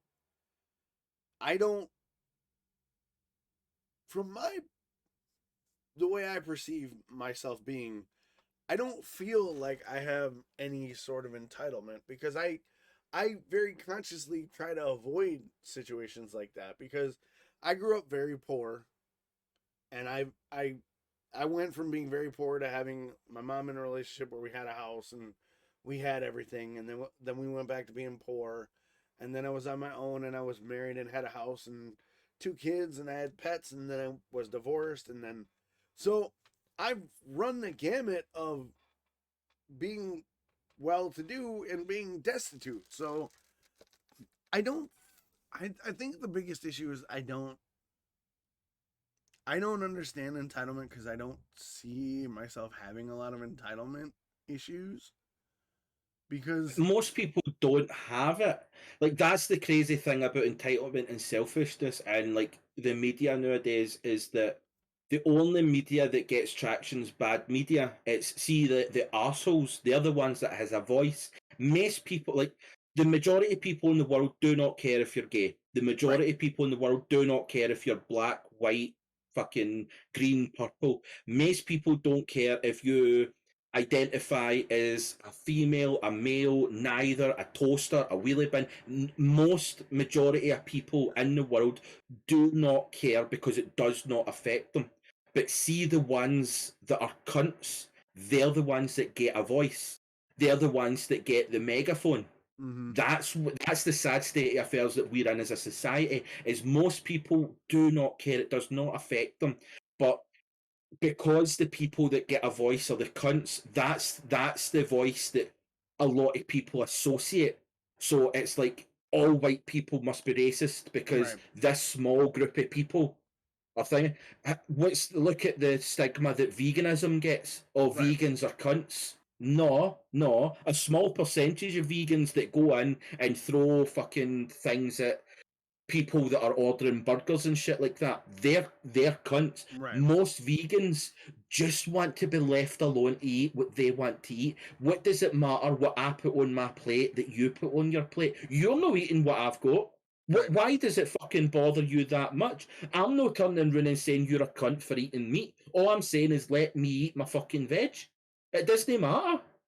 And that's what the majority of vegans want. They have a belief and they just want to be left to be able to believe it the exact same way as you have a belief. And if you were in the vegan side of things, I could turn around and go, all meat eaters are cunts because all meat eaters want to think me is just, oh, I'm just going to kill all these animals. I don't care. I'm going to do this. But that's not what all meat eaters do. Meat eaters just want to, like, it's just somebody that likes to do it. It's just, they just want to eat it. What does it fucking matter, really? Like, you know, we've had conversations about like the emissions and all that kind of stuff that agriculture and that kind of brings to the planet, right? And last week we talked about how if the only thing that came with meat eating is because you liked killing animals, was a thing, a lot of people would probably change. And they would go to the lab grown fucking proteins and shit like that would create like a burger and stuff. Like the majority of people would do that because it's the taste and all that. There's only a small amount of people that if you turned around and went, by the way, there's this alternative that you can have, literally it's meat. It is real meat. It's just grown in a lab and nothing has to die. So the only reason you would eat this other product is because you enjoy killing the animal. Then that's the argument. It's like we talked about guns. The only reason why you want a gun is because you like guns. There's no other reason. There's no other argument. It's the only argument you have for liking guns is that you like guns. There's no other reason to have a gun because you put it in a locker, you put it in a fucking safety box, and all that kind of stuff. It's not going to protect your family if somebody breaks in because the break-in's not going to sit there and wait 5 minutes for you to remember your wife's mother's fucking birthday that the password is. It's not how it works. So it's like, that's where the problem is that the voice that people listen or get put out is the cunt voice, which is a very small percentage of anybody. All whites don't hate blacks, small percentage that hate them, but they're given the fucking platform to do it, which is fucking shite. It's the exact same thing as all Christians hate gays. No, they don't, and all Catholics don't hate gays. It's a small percentage that have this entitlement that they're right. They're the ones that get the voice that they shouldn't get. My mum's a Catholic. She could not care less if you're gay or no, because it doesn't actually state in the Bible that you're not allowed to, that you have to hate gays. It's just another entitlement that people can't turn around and say. Like, that's the thing, is that most don't, but it's the voice of the few that get branded as the voice of the many. So, and it's not right. So then I guess the answer to the central conundrum that we're struggling with is the voice of the many People are cunts. Well, yeah, but then the voice of the many need to use their fucking voice. But that's the thing, is the voice of the many try and use their voice and they're shouted down because the platforms that can give someone a Okay. voice aren't willing to. Like, you look at us, right? We'll sit and talk about, and we'll back up everybody and anybody that is right, right? Mm-hmm. That's the thing. Like, I understand that there's fucking freedom of speech. Aye, that's a thing. You Not don't have freedom of freedom of consequence. consequences. Mm-hmm. Like, if you turn around and say something racist, yes, you have the right to be racist. I have the right to kick your fucking cunt in. Damn, Skippy.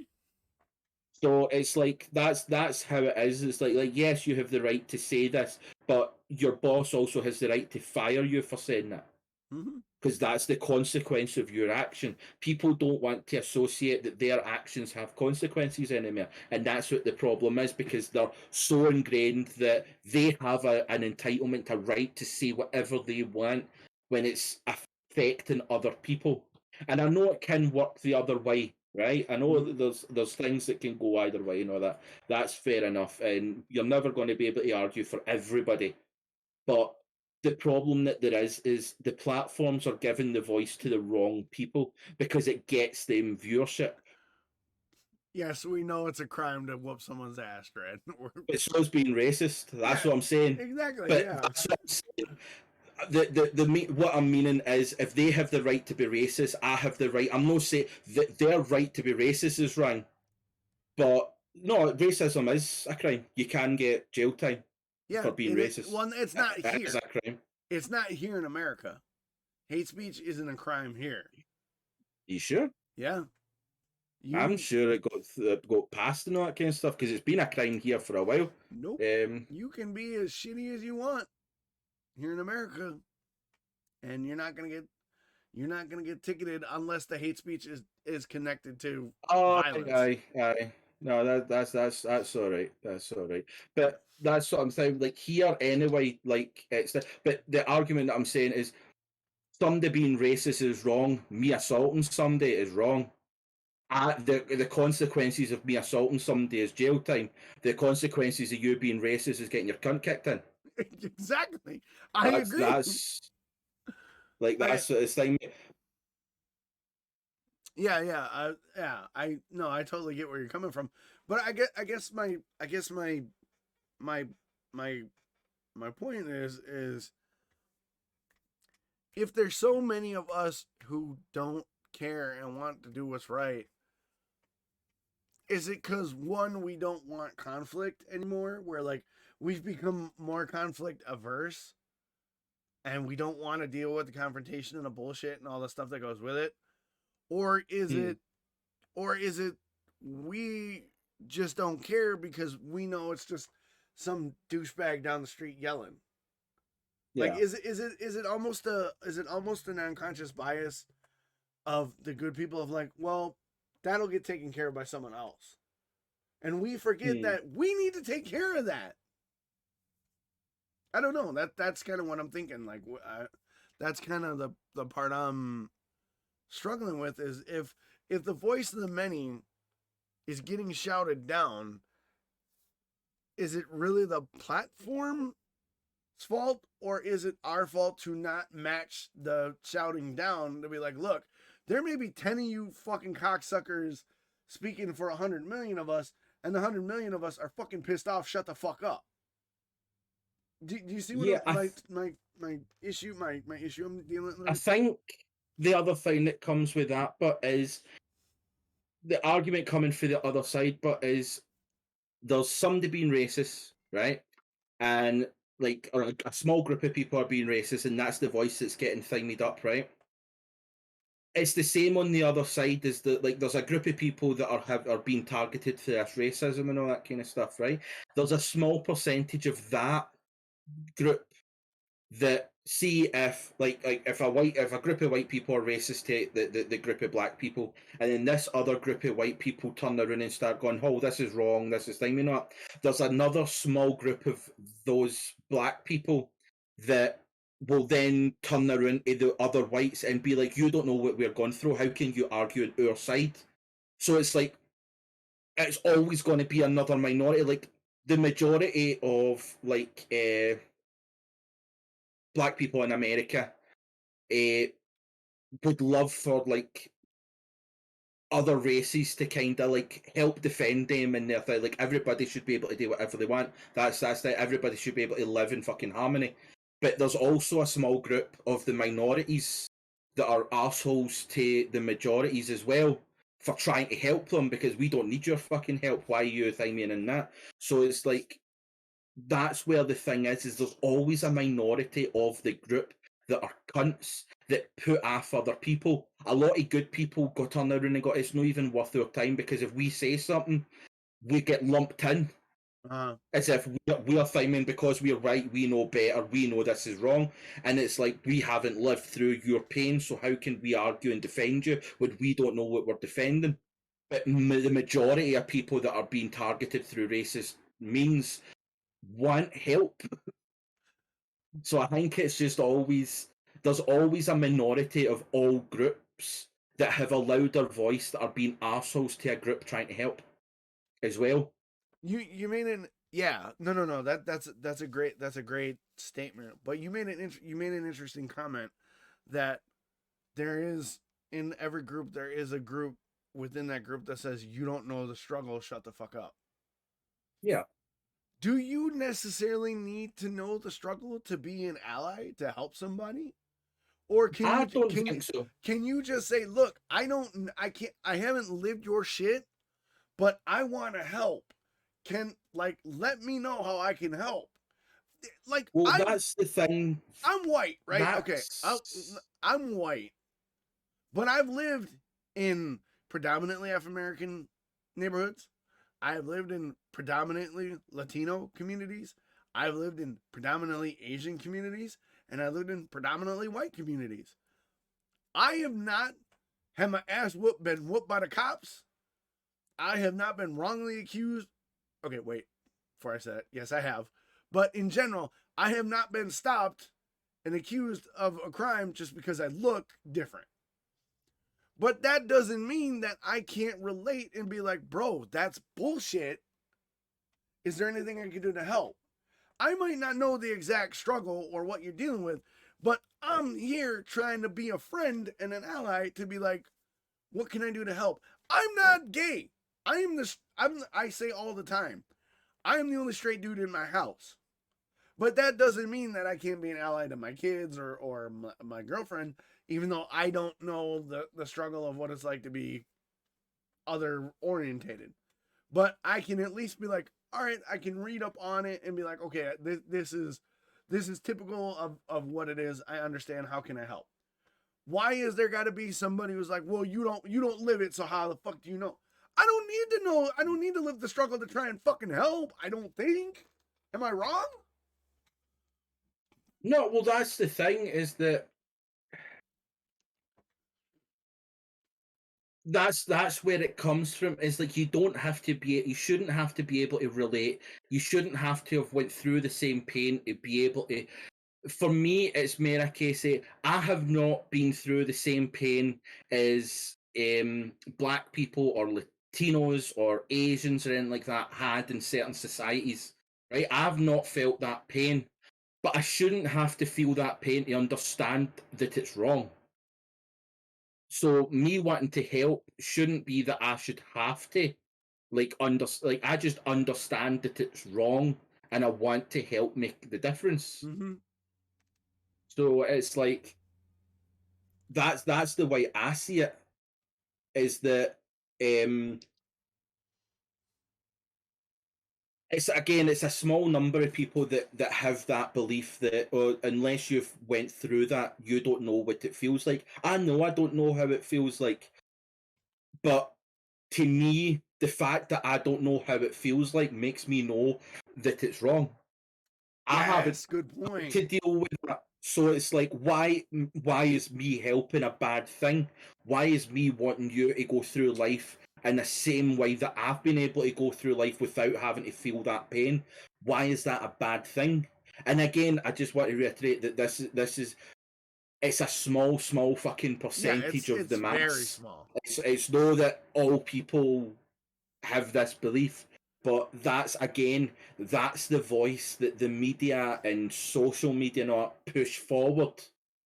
it's hard for people to think. And like the point that Dredd made, yeah, assault or legal ramifications shouldn't be the only options, but at the same time, there's no other options.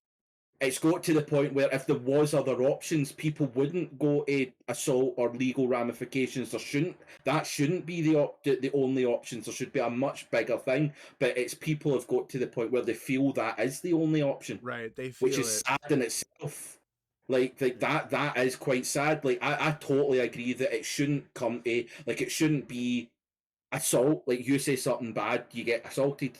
That shouldn't be, because a lot of the times people say these things, it's because a lot of them just don't understand what it is. Right. And I feel like people shouldn't just get lumped in that because you said something racist or you said something offensive, it should be that you're officially just a cunt. People learn, people grow, people have to be educated. If you turn around and go, excuse, like you said, you sent this tweet 10 years ago and it was a bit thing, people are allowed to grow. Yes. What somebody said 10 years ago is not the type of person that they are now, because they understand what they said was wrong and they've educated themselves on that. That's not who they were. But the problem that there is a small group of people still believe that because you said that 10 years ago, that's still who you are. So I do think that people that are like, say, like racist or homophobic or anything like that, it doesn't have to be assault or legal proceedings or locked up and all that kind of stuff. But there should be something like you commit a crime, you'll get turned around and go, okay, if you don't get jail time, you get that community service. You could have something where you turn around like somebody that says something racist, you have to, like somebody that does sexual harassment in work, they have to go to a workshop to learn how not to be sexual harassed. So it's like we can have those kind of workshops for other people, and it could be one of the ones that you have to go to this and learn and be educated on why what you said was the wrong thing to say, and all that kind of stuff. Help people understand what the problem of what they said is. Later on, it could be one of the ones, 3 strikes and you're fucking locked up because you're just a dick at that point. Like, nobody should have to be told more than once or twice that you're being a dick to stop being a dick. If you continue to be a dick, then you're just a dick. Yep. Like, if somebody says it once and then learns for that and never says it again, they've grown. Like, that's fine. They just didn't notice that. But if you still keep on doing it, you're just a dick. That's it. I've not got time for you. But there should be other ways to help people grow, and society on the other side have to accept that. Yeah, you can turn around and go, it's an older generation. Like, when my grandparents were growing up, being gay was illegal.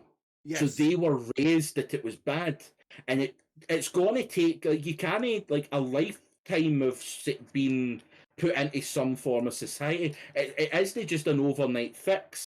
But again, there's certain people from that generation that weren't willing to learn, and they're the dicks at that point. Like, that's your own thing. Most of them were like that. Like, they maybe say a word that back then. So, like, I had this conversation last night with Haba. So, in Glasgow especially, right? We used to grow up, and one of the terms that I used to use was a black bastard. It wasn't directed at anybody of black descent or race or anything like that. Black bastard was used as a term of, see somebody that was just being disgusting. Like, see if they were like picking their nose, you'd go, oh, you black bastard. Because it wasn't that it was because of your colour, it was just because you were being dirty, you were being disgusting. Mm-hmm. I stopped using that term years ago, because the implement of it was that, yeah, you don't mean it that way, but this is the way it could be taken. So I no longer use that term. Most people in Glasgow don't use that term anyway. No, because the black community were turning around and going, well, what makes the colour black dirty? And you went, do you know what? That's actually true. Like, what is it of being black? Like, why is it black? Why is it no, you green bastard because you're picking your nose or something like that? So that's where I kind of learned from it and kind of went, well, no, I can understand why the black community maybe take that as an offensive term. I'm now going to never say that again. Except for in this point where it was of a learning. I want to reiterate that this is of a, I'm explaining a level of growth that people can make. But again, people that still use that term, even though they were kind of told that it could be interpreted this way, if you're still using that term, you're just being a dick. Yeah, that's a great example of like personal growth. And before we move on to game releases, I wanted to share a similar story of personal growth. I'm 42 years old. I grew up in the 80s and 90s, and I spent a lot of times in socioeconomically displaced and downturned communities. A lot of my friends were black. I was on the basketball team. Majority of the basketball team was black. There was a time in my youth I used the N-word with the GA, not the ER at the end. It was common in my vocabulary because I grew up in that neighborhood. All my friends were of African American descent, and that was a term that they used to show affection to each other. And because I was in that community and I had that friend group and I was part of the basketball team, using the word that the N-word with the GA at the end was a term of familiarity for me. Yeah. A white kid. As I kind of grew up and sort of grew out of living in a predominantly black community and still having black friends, but not them being the majority of it, I saw how that word was used in other ways to be hurtful and very like derogatory. Even though I wasn't using the ER, right? I used the GA, which you hear in music and TV all the time. I realized that I wasn't African American. That's not a term of familiarity for me. Yeah. It's a term of familiarity for them, but not for me. Not anymore. Yeah. And since then, I don't use that word anymore. Because it's not. Yeah. I've grown to understand the different depths of how that word can be twisted and used offensively. So I don't use it. And now when I hear people use the ER or the other word and they're not part of that culture or part of that community, I do say, hey, yo, don't bring that energy here. We don't want to hear that. That's not appropriate. So no, exactly. So I think, like you said, the fact that people need to be given the chance to grow and educate and not just get their ass whooped, right? Don't jump from, hey, dumb shit was said to kicking your fucking cunt in. Jump from you said a dumb shit to, hey, bro, one, we don't appreciate that here and here's why. Yeah. But if it persists, and ass whooping is totally legit. Because back in the day, when I did dumb shit, my mom whooped my ass. And I learned not to do that again. And my kids have gotten maybe whacked once or twice because they did something really fucking dumb and pushed the line beyond, like, look, don't fucking bark at me, don't snap at me, don't talk to me like, I'm dirt. I've warned you and I've cracked you for it. I don't have to do that anymore. But like every once in a while, kids get wild and they gotta be, sometimes you gotta do what you gotta do.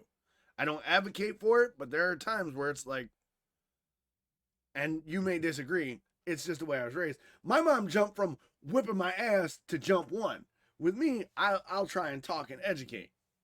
But very rarely have I ever like raised a hand to my kids, like very rarely. And I'm not proud of it, but it is what it is. But that's what I'm saying. I've grown to realize that maybe cracking them wasn't as effective as I thought it was. And, doing other methods is more effective. I think that's a great point that we all need to understand that stupid shit is stupid shit. And we all need to stand up against stupid shit and let people know that stupid shit isn't acceptable. And here's what is acceptable. And if you're not going to get on the train to be a decent human being, then you're going to get your ass whooped or you're going to get ostracized and pushed out of acceptable company. because we're not going to tolerate that stuff. And with entitlement, to kind of put a bow on it, because we got to get to game releases and the happy ending, entitlement needs to be shown that it's not acceptable anymore. Like, it's not socially acceptable to be an entitled fucking dick. And maybe, just maybe, community is an important thing. Like, you and I and everybody on your Discord and my Discord and Zim's Discord are trying to foster that community aspect. And we're trying to do our part, because we are of like mine who's like, it's not cool to be a dick. Get the fuck out. So maybe if a bunch of people come around to the fact of like holding the dicks accountable for their dickishness, maybe we'll start to see a shift in a more positive direction. I hope, maybe, kind of. That was the point that I would make, is that you don't have to. I know confrontation is a big deal for people. Like, being in a confrontational kind of situation can be a bit alarming for people, and they don't want to be in that situation. That's totally fair. But I think one simple thing that people could do, especially even online, is see if someone is being a dick or rude or anything like that. Simply, you just call it out. Like, I've had times where I've been playing online, right? Like, I was playing with my friend at Warzone. Like, this was like maybe like a year, 2 years ago, right? And she is fucking badass at the game, right? But we were playing like with like two random people, right? And when we were playing the game, she made a comment saying like, "Oh, this person's there," and one of the guys started turning round and was like, "Oh, fucking lassie playing fucking girl gamer, fucking shite, bloody pathetic," and all that kind of stuff. And the pal, right, turned around and went, "Oh, fucking get out of here," and removed them from the team, right? Now, this was his pal, because they said after it, like, one said kicked him from like the party. He turned around to both of you like, "Look, I'm really, really sorry for my friend. Like, that was wrong. It was uncalled for, and it's the last time I'm going to play with him." And it was that was it. Like, my friend was happy with that. It was like somebody actually taking a fucking thing, and that's what it is. Like, see if you're playing a game with your friend and they start their shite, just turn around and go, "No, fuck off. I'm not playing with you." And that's it. Just tell them you don't want to play with them. Because that's the only way that some people are going to learn, is see when you stop inviting them to come play because of the comments they're making. They'll soon learn that if they want to play with you or any of your friends, they're going to have to be decent. Like, if you stop allowing these people to be a part of things because of the comments they're making, soon enough they will learn.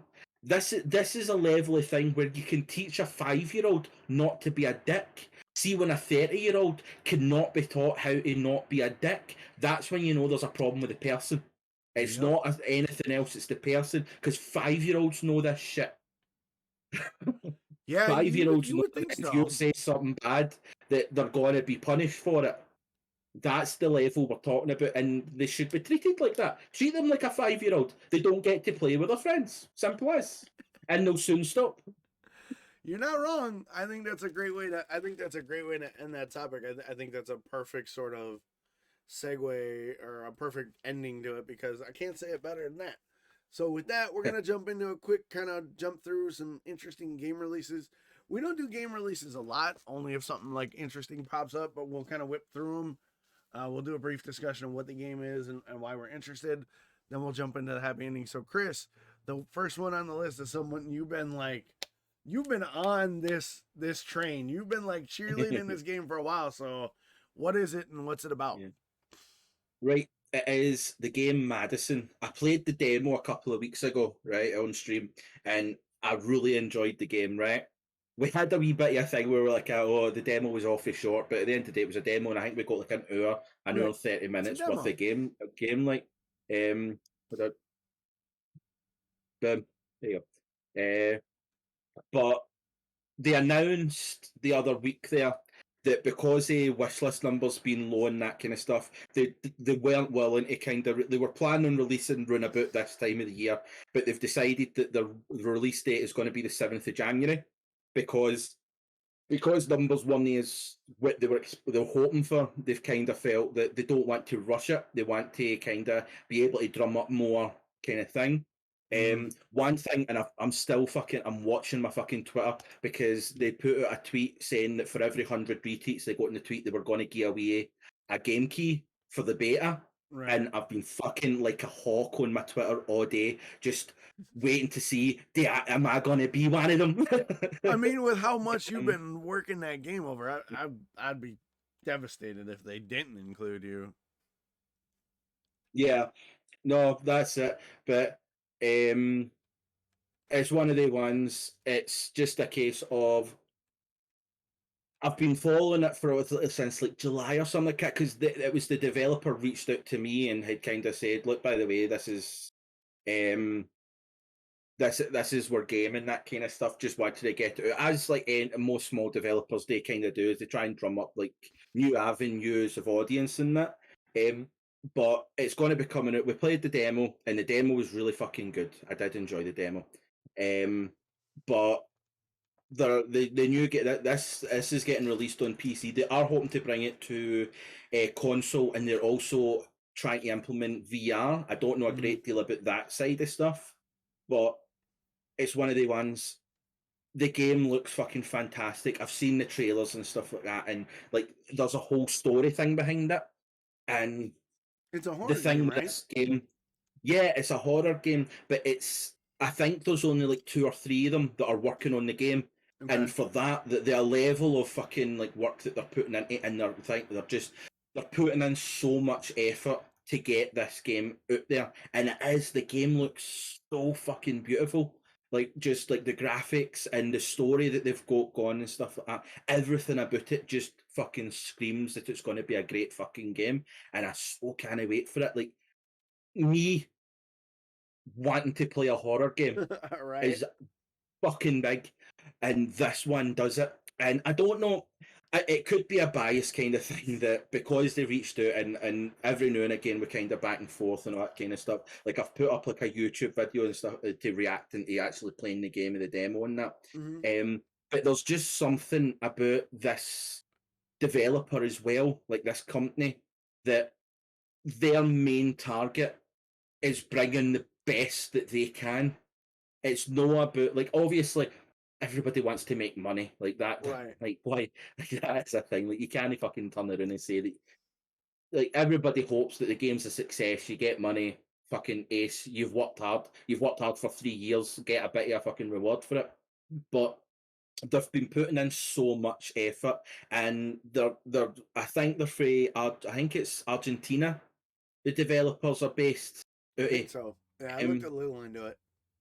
Yeah, and it's just one of the games where you get immersed in it. See the way like this Visage was, where as much as the game's terrifying, it draws your attention away from the terror part. Right. That you start kind of dropping your guard a bit, and then bam, there's a face that comes out the fucking TV screen to kill you. That's what this kind of game is, and I'm so fucking excited for January just to be able to get this fucking game, just so I can, like, it's one of the ones I'm not even that thing made about streaming it. I just want to fucking play it. Yeah, right. That's exactly it. I just want to play. Like, it's one of the few games that I've seen and I've played the demo where I went, I want more. Most games, like, with ADHD, it's hard to kind of focus on games that sort of drop my attention. As soon as my attention gets dropped, I'm on to the next thing. This game hasn't done that. Everything that I've played, everything that I've seen, everything that I've watched, it's kept that interest fucking sky high. Well, that's and good. It's just, as I said, it's on the Steam for the wish list. If anybody fucking listening, go on and wishlist the game, because it is going to be worth. It doesn't cost anything to wishlist. Let's be honest, free. right? Yeah, it's free to wishlist. Yeah, it's. And let's try and turn this.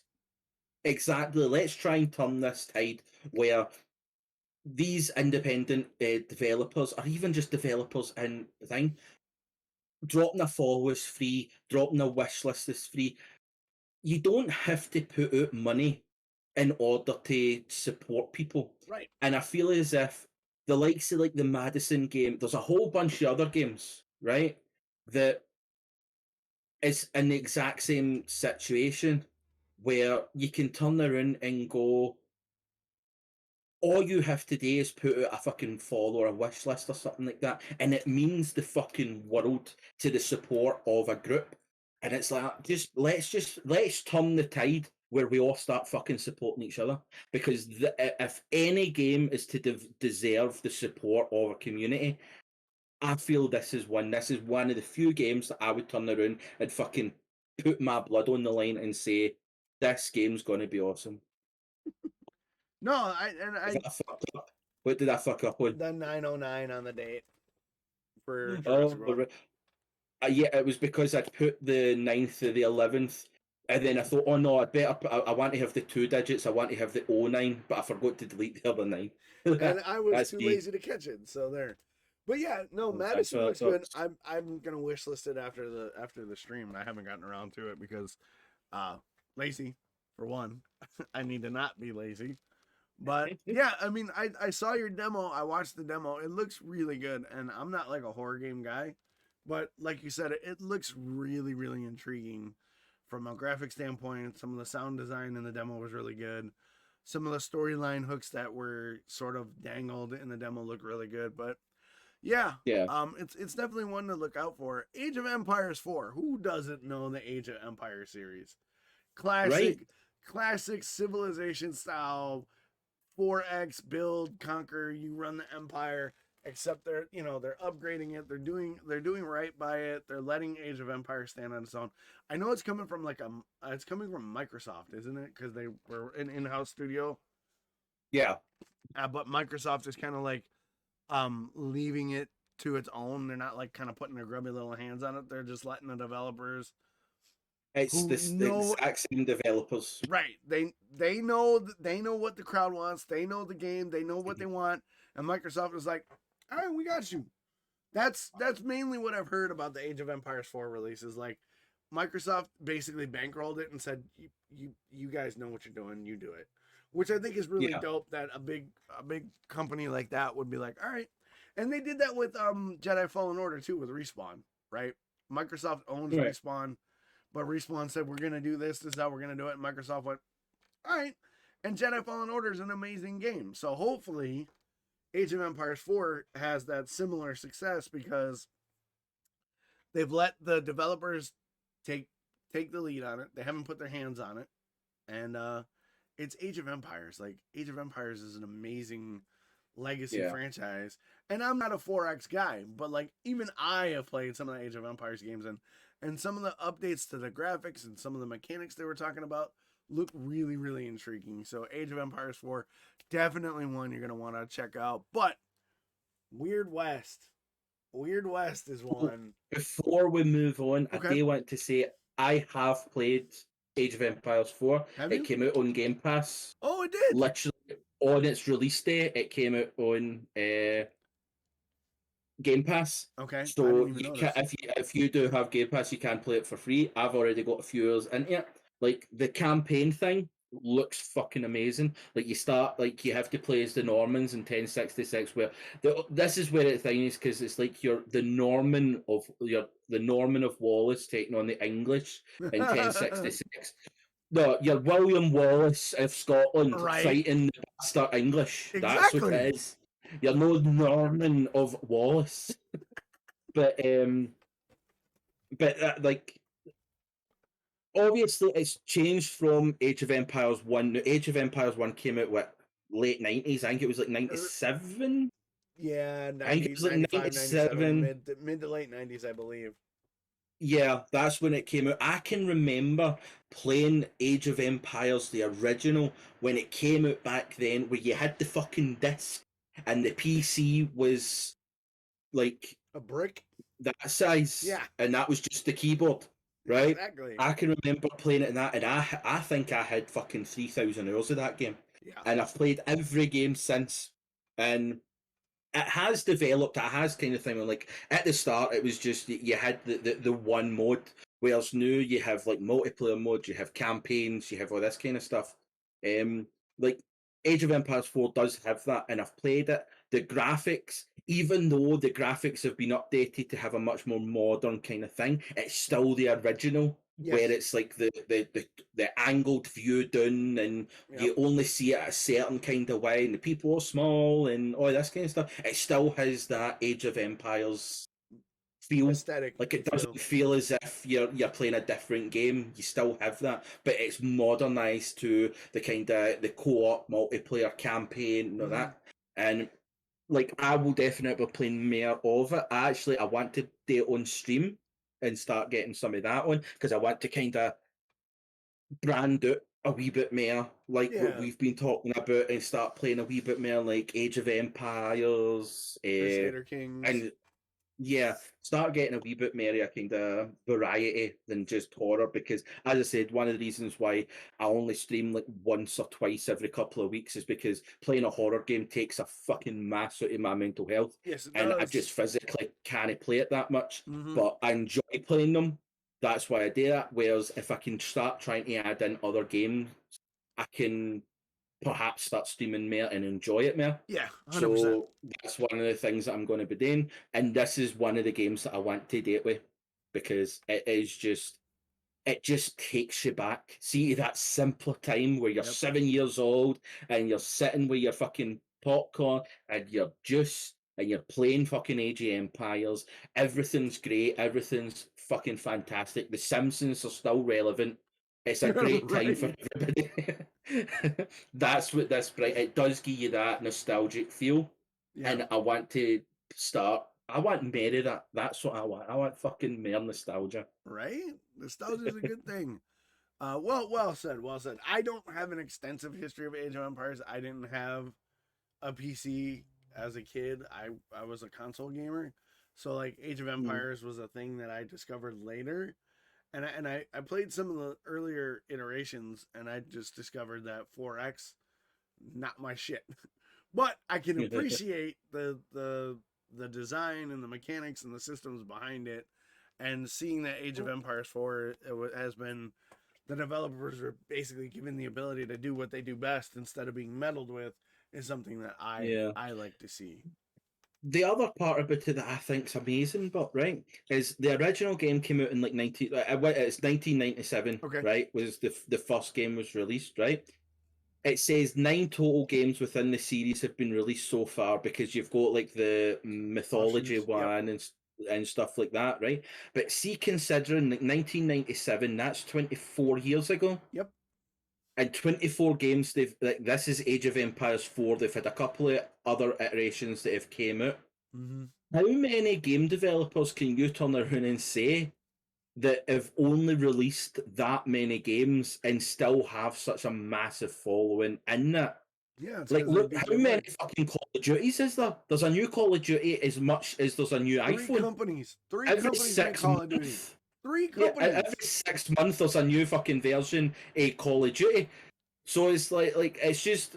But the fact that Age of Empires 4 was a game that I've been fucking. As soon as they announced Age of Empires was coming, or it was developing it, I was like, I'm fucking watching this shit. Right. And I literally, and I rarely buy games. It was one, like, see when it came out in Game Pass, on the day it got released, I was as happy as fucking Larry, because you're like, it's one of the only games I've actually played that came out on the release day, and I played it on the release day.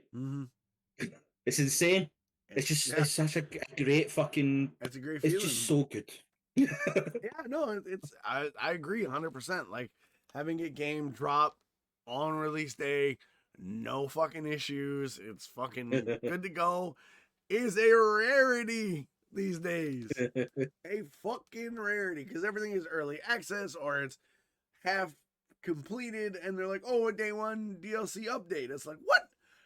Make your game, ship that shit, complete. Don't fucking worry about it. But I 100%. I'll definitely watch Age of Empires. I'm not gonna play the motherfucker, but I'll definitely tune in and lurk streams for it. But yeah. So Weird West, that's an odd one. This one, I will admit, I don't know a great deal about it. I seen RPG, I seen Wild West, and I thought, do you know who might want to see about that one? Docs. I've actually been following Weird West. it does seem up your alley. Mm-hmm. So I thought, do you know what? I'm going to point that out to you and just see if you know anything about this. Because like I spoke to Zim about it, and Zim said that as much as it looks interesting, it looks a bit more like fighter, which he doesn't really enjoy, which is fair enough. Yeah, but I've been following Weird West since it was announced. It's a supernatural reimagining of like sort of a Wild West action RPG. So take all your like Wild West gunfighters and desperados and hunting down animals and kind of put a supernatural spin on it and set it in an action RPG sort of mechanic system. And it's one that's intrigued me because the art style is sort of isometric top down. So it's like a third person in world RPG. You got like a werewolf character, you've got like a pigman character, you got a bounty hunter, you've got like a religious type. It actually reminded me, and what caught me the most about it was it reminded me of a tabletop RPG that I've played for 20 years called Deadlands. And the subtitle to Deadlands was Deadlands the Weird West. And in Deadlands the Weird West, you can be a priest or a card slinging magic user or a bounty hunter or a priest that does miracles or a werewolf character or a monster type character. And Weird West, when I watched the trailers, kind of gives you that supernatural Western adventure sort of vibe.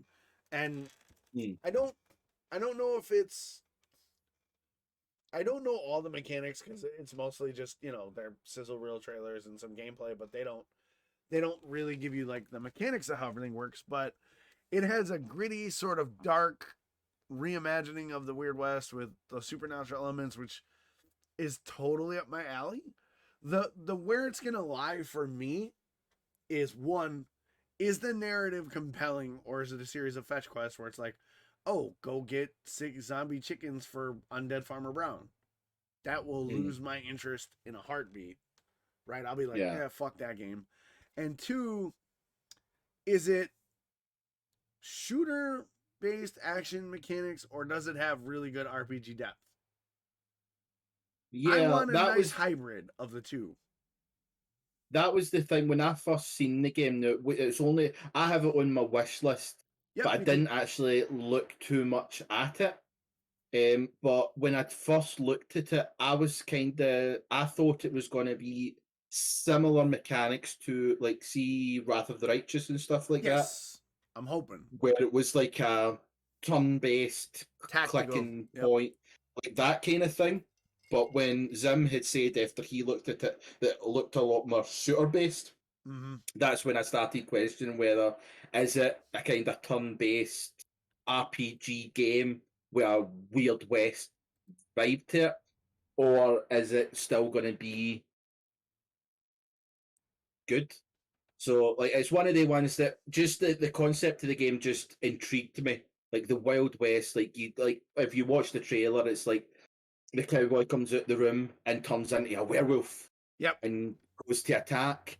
Like, there's so much of the game that could go great, but at the same time, have they created it in the style that I imagine, or is it going to be one that, like you said, is it going to kind of no keep your interest?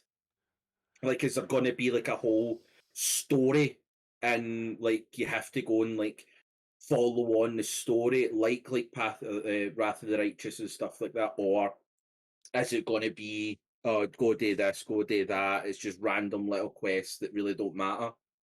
Yeah, I've been sort of listening to you, and I'm looking at the trailer to try and get an idea of the mechanics, and it does appear to be a very actiony sort of twin sticky kind of combat instead of like the point and click. But it has like the text based and like choose your dialogue options of like a Wrath of the Righteous. It just seems like it hybrids sort of third person action combat with sort of those dialogue elements. And I looked at the description of the game and it doesn't say anything mechanically, but it says that like each playthrough is going to be different because the story tailors to the player's actions across the multiple arcs.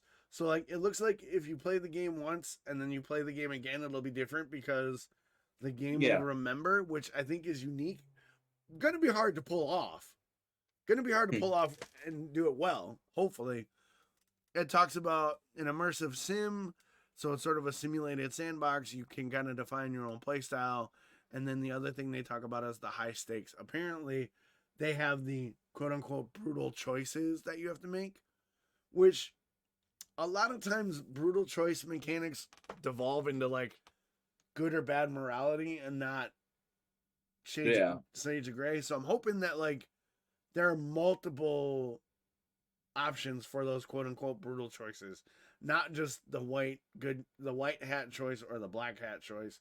I'm hoping there's a couple in the middle to kind of give it a more nuanced portrayal. But like Weird West is one that like I would definitely be down to like look into more, and I kind of want to reach out to developers and kind of like see what they think of the mechanics and just kind of get further information on, because it's being done by Devolver Digital, and I love Devolver Digital.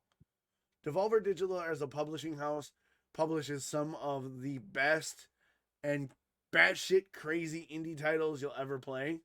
Like they did Hotline Miami, they did Mr. Shifty, they did Carrion.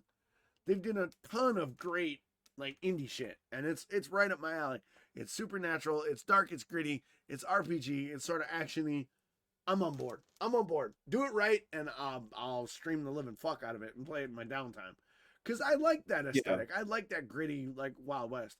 I don't like the real Wild West, but I like steampunk versions of the Wild West, fantasy versions of the Wild West, dark fantasy versions of the Wild West, because it I don't know, the Wild West doesn't excite me, but you throw like a sort of a theme on top of the Wild West theme, and then I'm in. I don't know. I don't know why. I can't explain why the Wild West doesn't get my juices flowing, but you throw another sort of flavor in the mix, and I'm all about it. Jurassic World Evolution 2. I bet this is like, you're like chomping at the bit for this one. Yeah. Oh, the fucking dinosaurs. I was going to say, because you are a dinosaur file, man. You love them big lizards. Yeah, no, this one I have been, because like Jurassic World Evolution, when it first came out, like I really enjoyed it. It got a lot of hate because it was just like it lacked customization. It kind of like it bottlenecked everything into one kind of thing. But like I mean, it might just be biased because I love Jurassic Park and the world of Jurassic Park and stuff like that. But this one, I've seen a couple of the previews and stuff like that. I've not been able to play it myself, but the one thing that I love that they've done is they've sort of like because it's Frontier, right? They boasted about how good, like Planet Zoo, they boasted about how great their animals looked and all, and it does. The animals look fucking phenomenal in Planet Zoo and stuff. But they've really done similar with these dinosaurs in Jurassic World Evolution 2, where the dinosaurs look so much better. But they've also added in marine and air fucking fly dinosaurs, air dinosaurs. So like I think it's like 75 species of dinosaurs that are now in this game. But one of the major fucking amazing things that for me that they've done is they've went from, because they like obviously 2018 Jurassic World Fallen Kingdom came out, where the dinosaurs at the end of it, the dinosaurs have gotten off the island. Spoiler right? alert! And the whole 2018, if you've not watched it by now, it's your own fault. Right. Next year, Jurassic World Dominion comes out, right? Which is, I think it's the 13th of June. I might be so, wrong, yeah, but it's June 2022 is what they're saying is the release date, which I fucking can't wait for as well. But this whole thing is, the premise of Dominion is that dinosaurs now live in like America, like humans and dinosaurs live in harmony. But it's like the thing, but the game basically goes into this Neo-Jurassic age where instead of it being just in like the Muertas island range where the movies are always from, like Isla Sorna, Nublar, and stuff like that. It's now a thing of like the dinosaurs are out and just fucking like you're driving your Jeep in Montana, you're going through like the snowscapes of northern fucking Canada and shit like that, right? But the one thing about it is like the game sort of tries to force you into that you're having to create the dinosaur park. Right. Like they're trying, the dinosaurs have just escaped, and it's your task to sort of bundle everything back in together. Yeah. Which is kind of thing because, like, personally, I would just want to see how that world would go if T-Rexes were roaming fucking New York City. Like, that'd be fucking amazing. But one aspect to the game that I'm really, really excited about is there's a part of it, like against the campaign and stuff like that, and it's the chaos theory route. And basically, there's these situations that basically it's like a game mode. It's like what if sections. So it's like you have to then play through these sections like John Hammond's original idea of having a T-Rex in an amphitheater in fucking San Diego. Yep. And it's you're playing through that chaos theory mode of what happened if that happened. Right. So there's like a lot of these kind of what if situations where you're getting to play that out. Like they don't really go into detail as to how that's going to happen. Okay. But just the premise of it sounds fucking amazing. Like being able to be in control of like that aspect, like the little things that the movies kind of touched on or were attempting to do. Like at the end of Fallen Kingdom, they were trying to get the dinosaurs off the island to go in, and they were going to make like a zoo in America. Being able to play it, like what if at the end of Fallen Kingdom, the animals didn't escape? What would it be like if in that like it was a dinosaur zoo in America?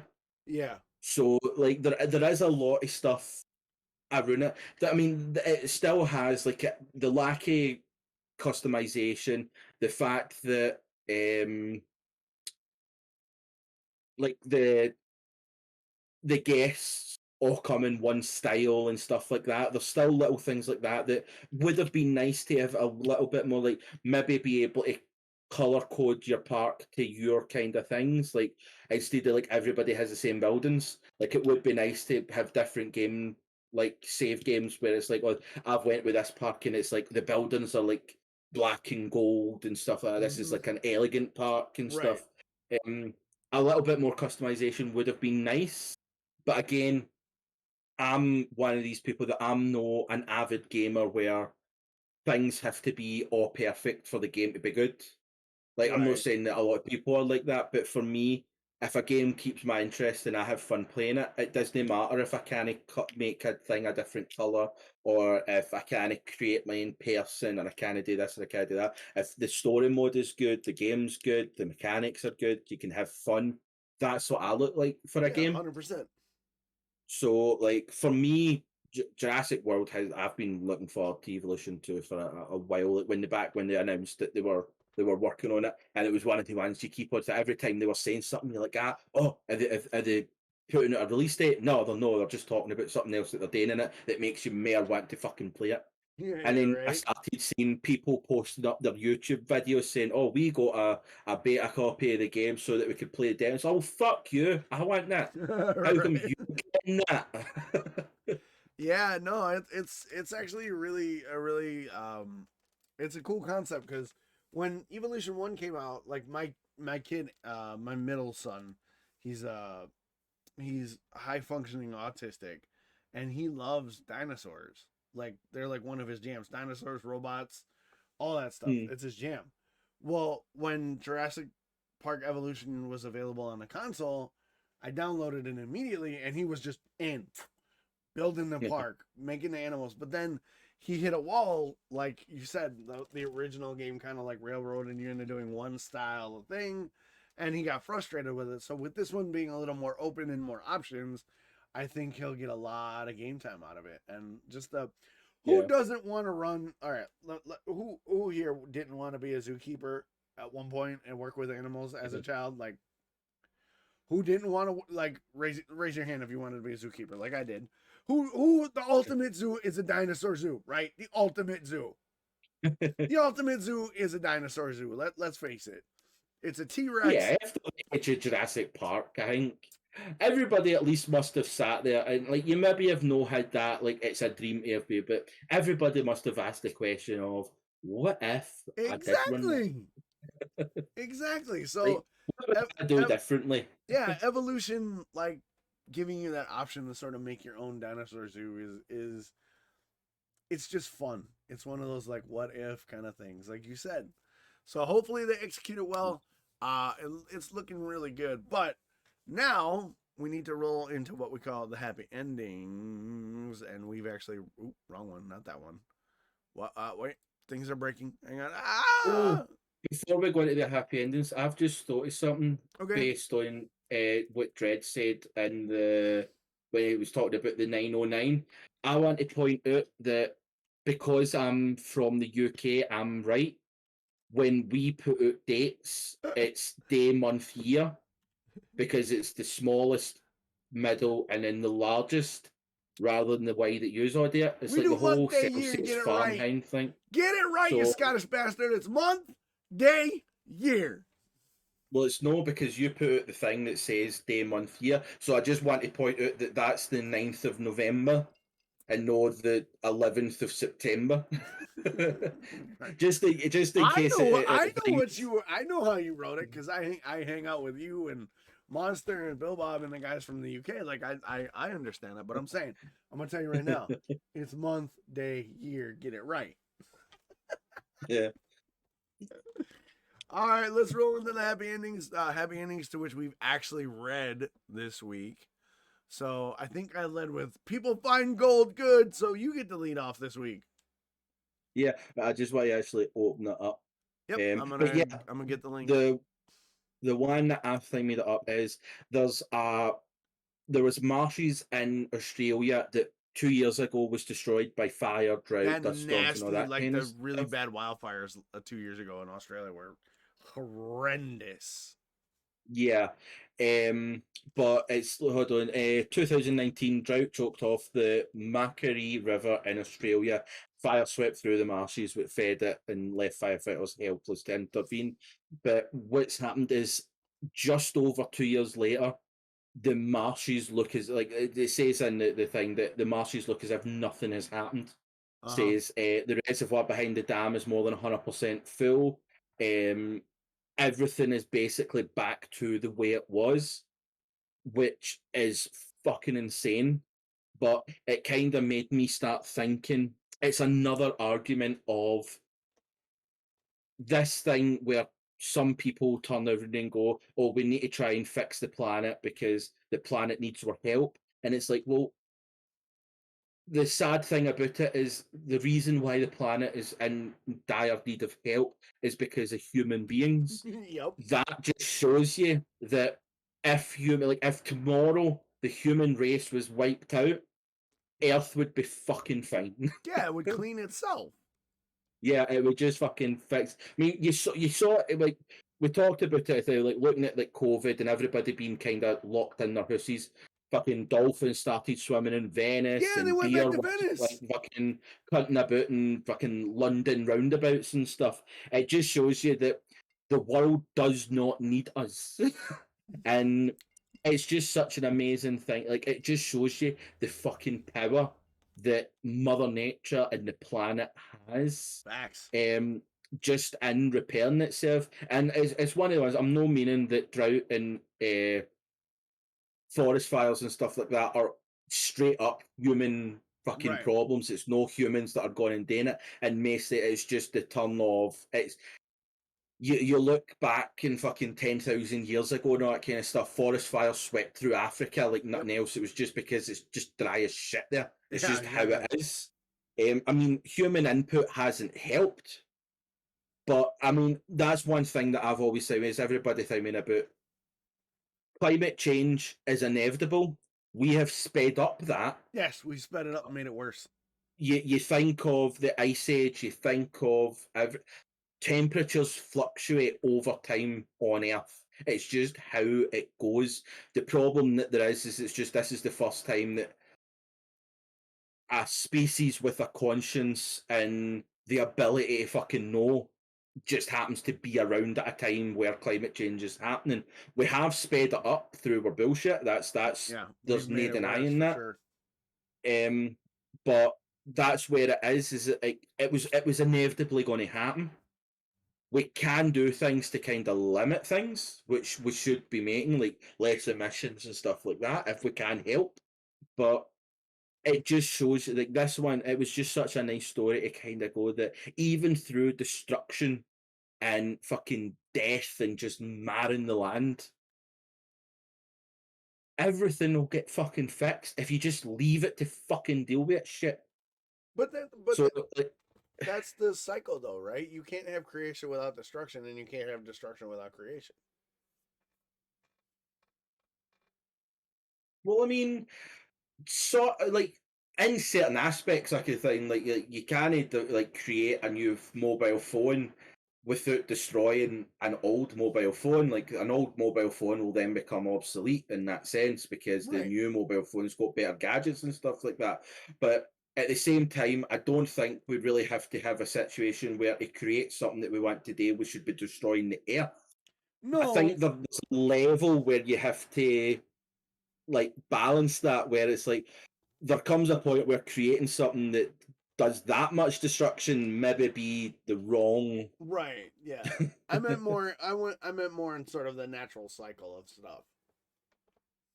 Well, yeah, I think that's where it is. I think what the problem is a lot of people, they see it in like that term where it's the human race are creating certain aspects of things that are, it's then in turn destroying the planet Earth. Right. Which should be like, yeah, Mother Nature just randomly changes every now and again and maybe go, right, well, this place is getting fire pit. There you go. Now we have hell on Earth. But I'll fix it in a couple of years. Don't worry about it. That's the kind of the thing that's going on. Like Mother Nature knows when, like this could be like, see when like you have like forest fires, you have where it's like sparked from a lightning storm and stuff like that. Mm-hmm. Maybe that's a concept we can turn in. That's Mother Nature saying, right, it's about time you fuck off. Yeah. This part of the world kind of needs, like that's where like the meteor hit the planet and killed off all the dinosaurs because Mother Nature went, right, dinosaurs have been here long enough. I think we have to start chiming shit up whole time. Yeah, right. No, and 65 million years from now, dinosaurs might come back. It might be a big cycle that we don't know about. Right. Like it could be one of the ones that 1 billion years ago humans walked this planet, but everything got wiped out. The future of the humankind got wiped out. Every billion years, humans walk this planet to our level. Or and like, have you ever noticed how like since the 60s, we got to the moon in the 60s and we've been talking about interplanetary and all that kind of stuff, but we've never ever quite got that extra step. Like only now are we starting to hit Mars, which is the fucking next one out. Right. So it could be one of the ones that we could get to Mars and it turned out that there's shit on Mars. But what's happened is, see, 1 billion years ago, the human race got to Mars just at the point where the human race got wiped the fuck out, and everything that the human race ever done got wiped the fuck out. And it's just a cycle. Every 1 billion years, we get to that point. Like that is a theory that could be a thing. Right? It's a bit far-fetched, but it could be that the reason why we've never ever got further than that is because at the point where we get to it, it's the end of our cycle, and then dinosaurs come back. Possibly. and then it's just fish that are there for a while, and then there's mammoth, and then the mammoth get wiped out because of nature, and humans start again, and that's just the cycle of the fucking universe that goes on. But it's just quite a thing that where the problem is not the planet. The planet will fucking heal itself and fix itself. We've seen it countless times where it's on a go. And maybe it is like, maybe that's the argument we have to start making. is, by the way, people, the planet does not give a fuck if we're here or no, because if we get too much, it will fuck us off. Yep. And then fix itself, and that's it. And the only people missing out are us. Yeah. Like, maybe if we got to an argument where we could say, people, we are the least important things on this planet. Let's start living in that level of where we are. Yeah. And Yeah. we'll take it further along. Like, let's stop fucking everything about, because we are literally the least important.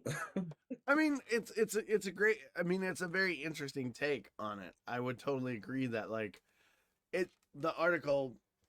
After we all know how bad the fucking wildfires in Australia was like a couple years ago, like there were fundraisers and like species were dying like crazy, like it was mass destruction, millions of acres destroyed, and then to see this 2 years later, it's recovered because people didn't go and fuck with it. They were like, that it's gone, and Mother Nature went, are they gone? All right, cool. Bring the trees in, get the dirt in, bring the animals. But yeah. They're not gonna know. They're not here anymore. It's fine. It's fine. Just leave it alone. And sure enough, sure as shit, Mother Nature was like, fuck, they're coming. All right, well, hey, we're done. Everybody go away. It's clean. They think it's fine. Like, it's totally plausible that, like you said, at some point, the Earth, in all its wisdom, because this isn't no hippie speak. The Earth is a living, conscious thing in a lot of ways. Yeah. The Earth will know what's going on. The Earth will know when it's time to get rid of us. Like, it'll be like, deuces, you're out. And Mother Nature will be like, that was fun for a while.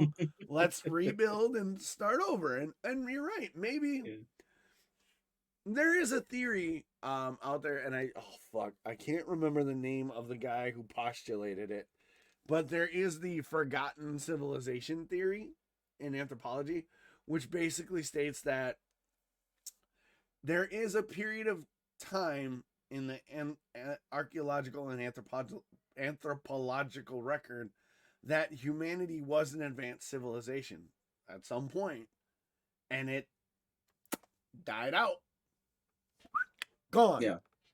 But yet the pyramids exist, the temples in Chichen Itza exist, Stonehenge exists. There's shit in the ocean that shouldn't be, like the Atlantis theory. Like, there are plausible scientific theories, not proven yet. That's why they're theories and not laws. That there at some point humanity was beyond a certain level of technological advancement, and then it disappeared. So your take on maybe it's a cycle is not as far fetched as you initially thought it might be, and maybe you're right. Maybe we did get to a point where we were on Mars.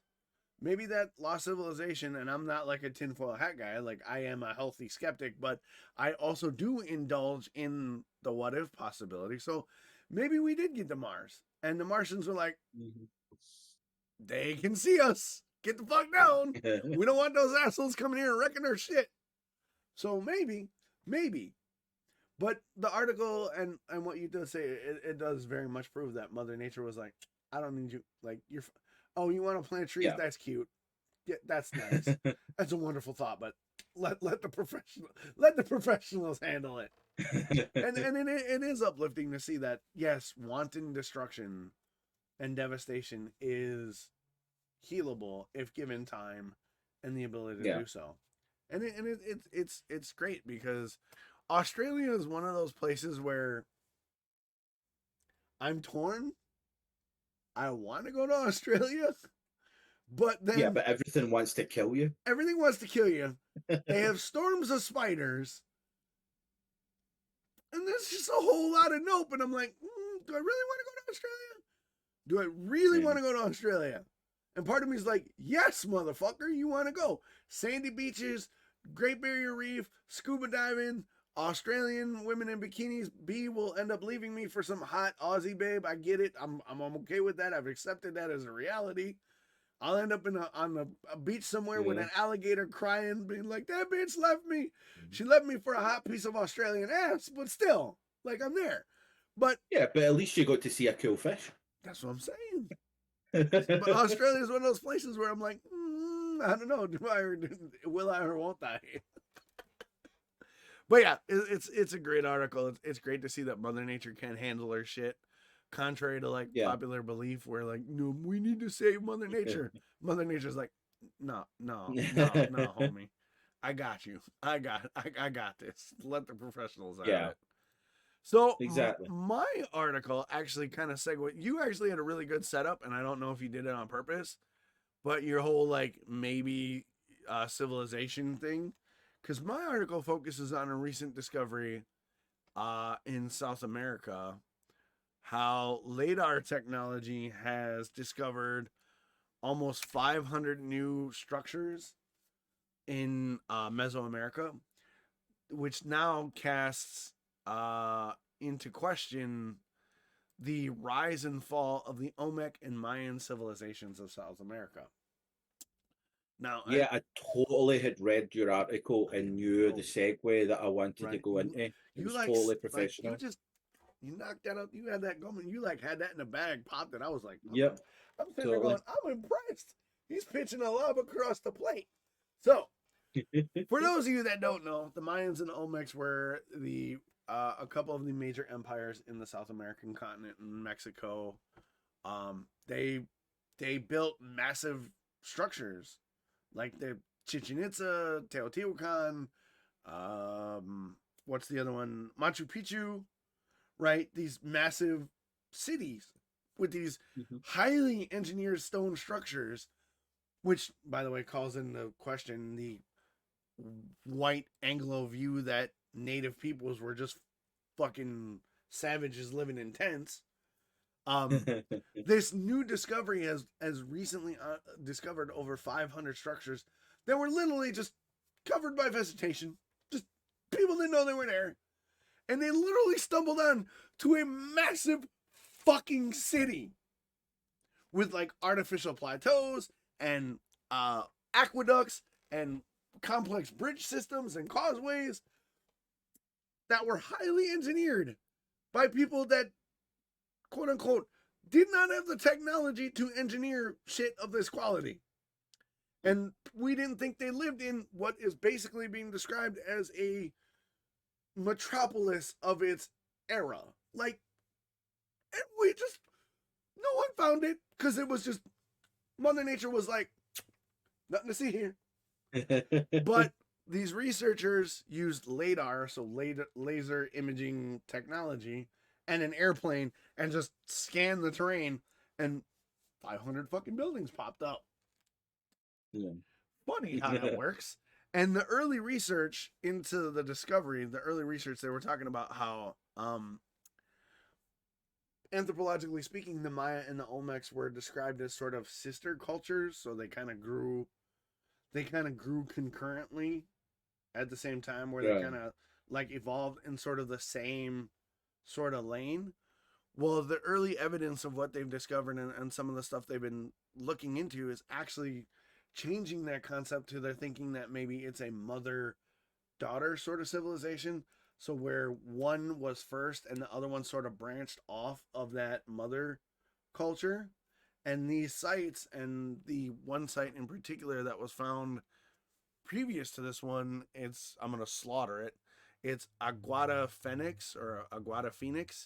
It's in the eastern Yucatan, on the border of Guatemala. They found it before they found these.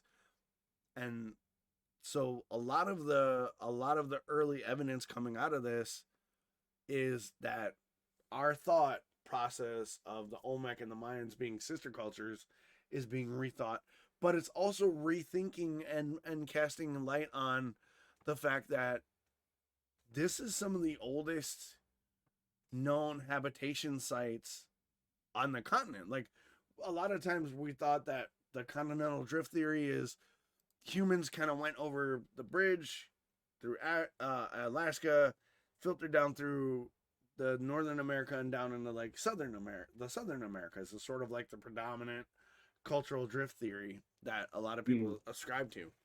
Now, homie, Yeah. this is saying there are sites that sort of predate that. It's like, no, we were here. We're good. Nah.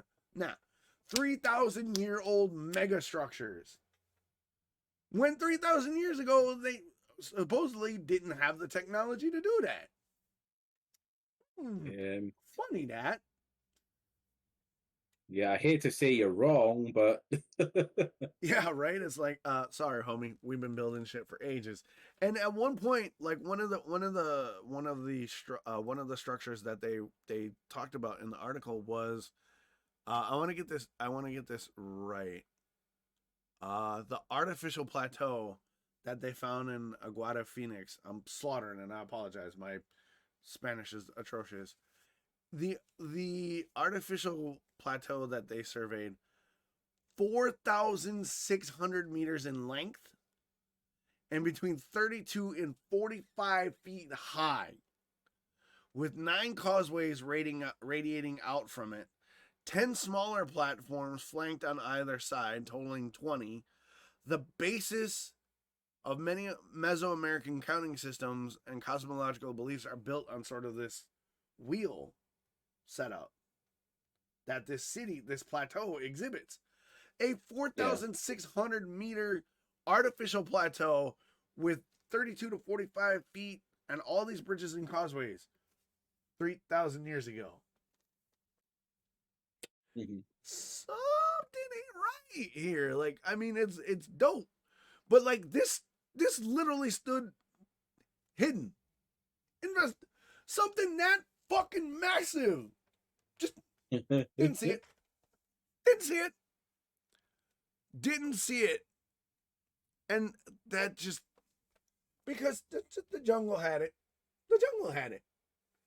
And it took a plane and a laser mapping software to discover a massive fucking city. Talk about Mother Nature being like, they're gone. Cover that shit up. Like, literally. Mother Nature was like, they don't need to find this right now. Stupid assholes. It even says, right, southern Mexico is in some ways like Rome or the Middle East Fertile Crescent in this part of the world. There are archaeological sites on archaeological sites going back to some of the earliest permanent settlements on the planet. Like, it kind of, this is a revelation on how, like, we have a lot of, in anthropology and archaeology, we have a lot of theories on how humans dispersed throughout the world, right? And a lot of times we're set in those sort of like, this is how it works, continental drift, the strait, the Bering Sea land bridge, diffusion. There was a gap in the Ice Age era where humans were able to kind of make their way through into North America and then down into South America. And then humans evolved out of the Mesopotamian Fertile Crescent and diffused through Europe and Russia and China and over into Africa. But then there's theories that Africa, like kind of like Ethiopia, spawned a bunch. So having a site like this uncovered gives further acknowledgement to the fact that prehistoric peoples or how do I want to say this properly? Or previous era peoples like Stone Age and Bronze Age and Dark Age civilizations had way more understanding of advanced sciences and had ways to construct advanced things that didn't require computers and steel and glass. They were totally capable of designing massive cities and having complex infrastructures. So we really need to stop thinking of like native cultures and native peoples as like sort of primitive cultures, because they're not. We hold up Rome and Greece as like elevated, enlightened societies because they built roads and they had sewage and stuff. Yeah, so did Mesoamerica. So did the Cahokia in the the Midwest. Like, there's a pervading sense of like, when Europeans arrived in the Americas, America was this wild, untamed, uninhabited place. When Yeah. that's not true. There were massive city states. There were millions of people here. But when the Europeans got here, there's evidence, and I haven't been in class, so if I get it fucked up, don't crucify me. But there's a lot of evidence to prove that right before the Europeans arrived in the Americas, there was a virus or a plague that decimated upwards of 90% of the native population. So yeah, a lot of, like, Yeah. there are parts in the in like the Appalachians and stuff, and the like upstate New York, where there were manicured gardens and pathways through the woods. Now, when the Europeans got here, they're like, what the fuck is that? It's because natives who were well established and had big cities and city states and big population centers built that shit. It wasn't just like, oh, Mother Nature was like, oh, Europeans, hey, look, I made you a trail and here's a wonderful garden and nothing's here but you guys. No, shit went down. And finding a massive city structure like this in Mesoamerica, again, further reshapes our understanding of, well, native and primitive peoples weren't actually as primitive and native as we think they were. And a find like this will also give us ideas on how these structures were built and what materials were used and exactly how they understood the sciences and how they understood advanced sciences in particular. And I'm all for raising our understanding of those cultures instead of just broad brushing them all into like, they just threw rocks and sticks at people. Do you know what I mean? Yeah. I think that's like, I think that people see when people consider like the technologically advancement, right? And people see it as like, oh, like look at Stonehenge. They built Stonehenge. It must, like, you couldn't have built that without this sort of thing. Mm-hmm. Like, you needed like these cranes and these like JCB tractors and shit like that. A lot of people kind of consider that when you talk about technological advancement, it's things like that. And it's like, when I think of like back in, like you were saying, back 3,000 years ago, people were a lot more advanced than what people give them credit for. And it's like, well, what I mean on that kind of thing is that we're not saying that there was tractors and shit back then that got wiped out and we just don't know that they existed. Right. What I'm saying in the advancement in that is that people weren't like fucking two brain cells rubbed together and try and get a spark kind of thing. Mm-hmm. Like, there's a video on YouTube, right? And it's a guy that basically he wanted to prove that you could build Stonehenge with one person. Right. And like, he kind of goes into a thing where it shows, like, everybody's like, oh, how could you drag, like, in Stonehenge, the rock that was used to build Stonehenge in south of England, it was rock that came from Wales. Mm-hmm. That meant that it was moved 300 miles yeah, no shit. to there without any of the pulling power and all that kind of stuff. And this guy kind of showed, well, he put a rock, like a small stone, under a pillar, like a ton pillar, and was able to move this pillar himself using this rock just through physics.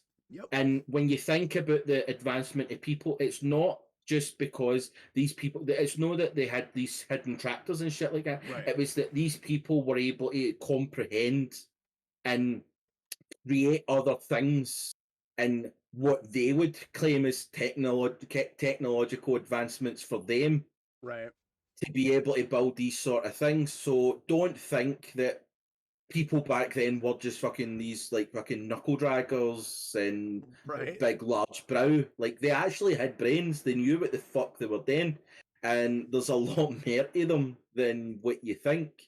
And your story kind of shows them that. And like the point like Dredd had made, 3,000 years ago is not really that long ago. And it is true, like, if you were to consider, like, if you were to put all of the Earth's existence into a 24-hour clock, we sprung up at like, I think we were on the Earth for a minute. Yep. Roughly. It was running about like we have like humans have only been on this Earth for a minute on a 24-hour clock. Yep. That's how insignificant we are to planet Earth, and like that's always been quite funny to me is how like if you were to do a plank, 30 seconds feels like a long fucking time, but Hell in the yeah. grand scheme of things, in the grand scheme of other things, 30 seconds is not that much time. Like for a woman with bedding a man, 30 seconds is not a long fucking time, but it's a long time if you're doing a plank. So it's Exactly. like, I think that's another thing that a lot of people don't really understand or comprehend as well, is that we have, like, as a human race, we have achieved a fucking lot in a very small period of time, Yes, we have. considering how much fucking time life or Earth, I mean, like, that's just it. The origin of life happened at 4 a.m. on a 24-hour clock. Yep. Right? And we sprung up at like midnight. Yeah, exactly.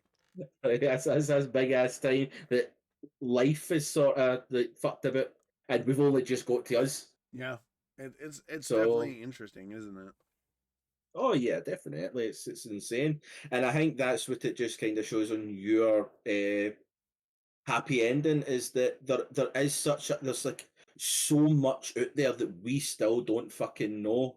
Mm-hmm. And the more and more we do discover, the more and more the argument is, hold on, people back then were fucking geniuses. Yeah. Like this whole, In like, their own way. people, yeah, and like, it's nice that we're starting to see a lot more, like, there was people in South America, there was people in Africa, just because, like, Britain or the Romans or anything like that didn't find them until this point. They still existed. Mm-hmm. Like, it doesn't matter what you say. Like, you can turn around and go, America was founded in fucking 260 years ago. But people lived in America long before that. Mm-hmm. Like, you did not discover America. You discovered a land that you've just went, this is what it is now. Mm-hmm. Like, there's been people everywhere for a long ass fucking time. Like, obviously, there's some areas that it's either we've still not got proof of people being there, or it's just physically fucking impossible. Yeah. But 100%. it is one of the ones that, you know, it's one of the ones that the more and more that this stuff goes on, the more and more we're discovering this, and it can only be good things. Let's be honest, like, Yeah. it can only come. This is where we want to think it, is that we should be able to fucking learn this shit and discover this shit and see where it fucking, like, see where we're fucking glory can take us, you know? Yeah. And it's also seeing a structure like that, an artificial plateau made in what is considered a sort of prehistoric technologically deficient era, is proof that human ingenuity is not guided by the tools available, but by the mind and will to do it. Oh, you'll always find, like, I mean, I don't want to go back to the whole Jurassic Park thing, but it's like the one of the quotes in that: life finds a way. Exactly. Doesn't fucking matter what you think or what you try and think. Life always finds a way. It does. If somebody wants to build a random fucking Stonehenge in the south of England, they'll find a fucking way. Yeah, no shit, 100%. So I think on that point, man, I think it's a good spot to wrap it up. We've had a great conversation. We've bounced around a lot of areas. Yeah. I think all of it was really good, though. So tell the people where they can find you and who you are, buddy. Yeah, you can get me across all platforms, like fucking Twitter and all. Everything's Chrissy C90. That's Nice. the best. Twitter, I'm always on Twitter. Start getting back onto Twitch. So we've got Twitch in 50 minutes. We've got D&D on Twitch. I know I gotta go pee and get something to eat. Oh yeah, I need to go get my dinner. But Yep. yeah, you can get me right across everything like that. Nice. And I, as always, am DoxRyan. You can find me at DoxRyan across almost all major platforms, or some variation of DoxRyan. It's all in my information. I'm on Twitch like 4 days a week, doing like 30 hours a week, and then I'm doing like TikTok and YouTube and all kind of shit. So we want to thank you guys for hanging out. We want to thank the people that came by who are new. I know Vac was new and they added to the conversation. You can find the VOD on my stream immediately afterwards. You can find it on Chris and my YouTube if you want to watch the video version. If you want to listen to the audio version, you can find that on all major podcast platforms: Apple, Google, Spotify, fucking Google Podcasts. You name it, it's there, because Chris did amazing shit with it, so he's the man. They get posted either Wednesday or Thursday, depending on how busy or fucked up our lives get. And if you follow us on Twitter, we usually chill the shit out of it. So we appreciate you guys. We thank you for being here. We're gonna raid because we got a decent viewership and I want to boost somebody up. We're gonna raid a friend of mine, Deucebox Hero. He's doing a podcast about sports. So if you're into sports and want to know about sports shit, Deuce is your man right now. So why don't you say goodbye to good people, Chris? Yeah, see you later, everybody. Have a nice weekend. And happy Halloween, you bastards. Go get your candy. Goodbye. And we are clear.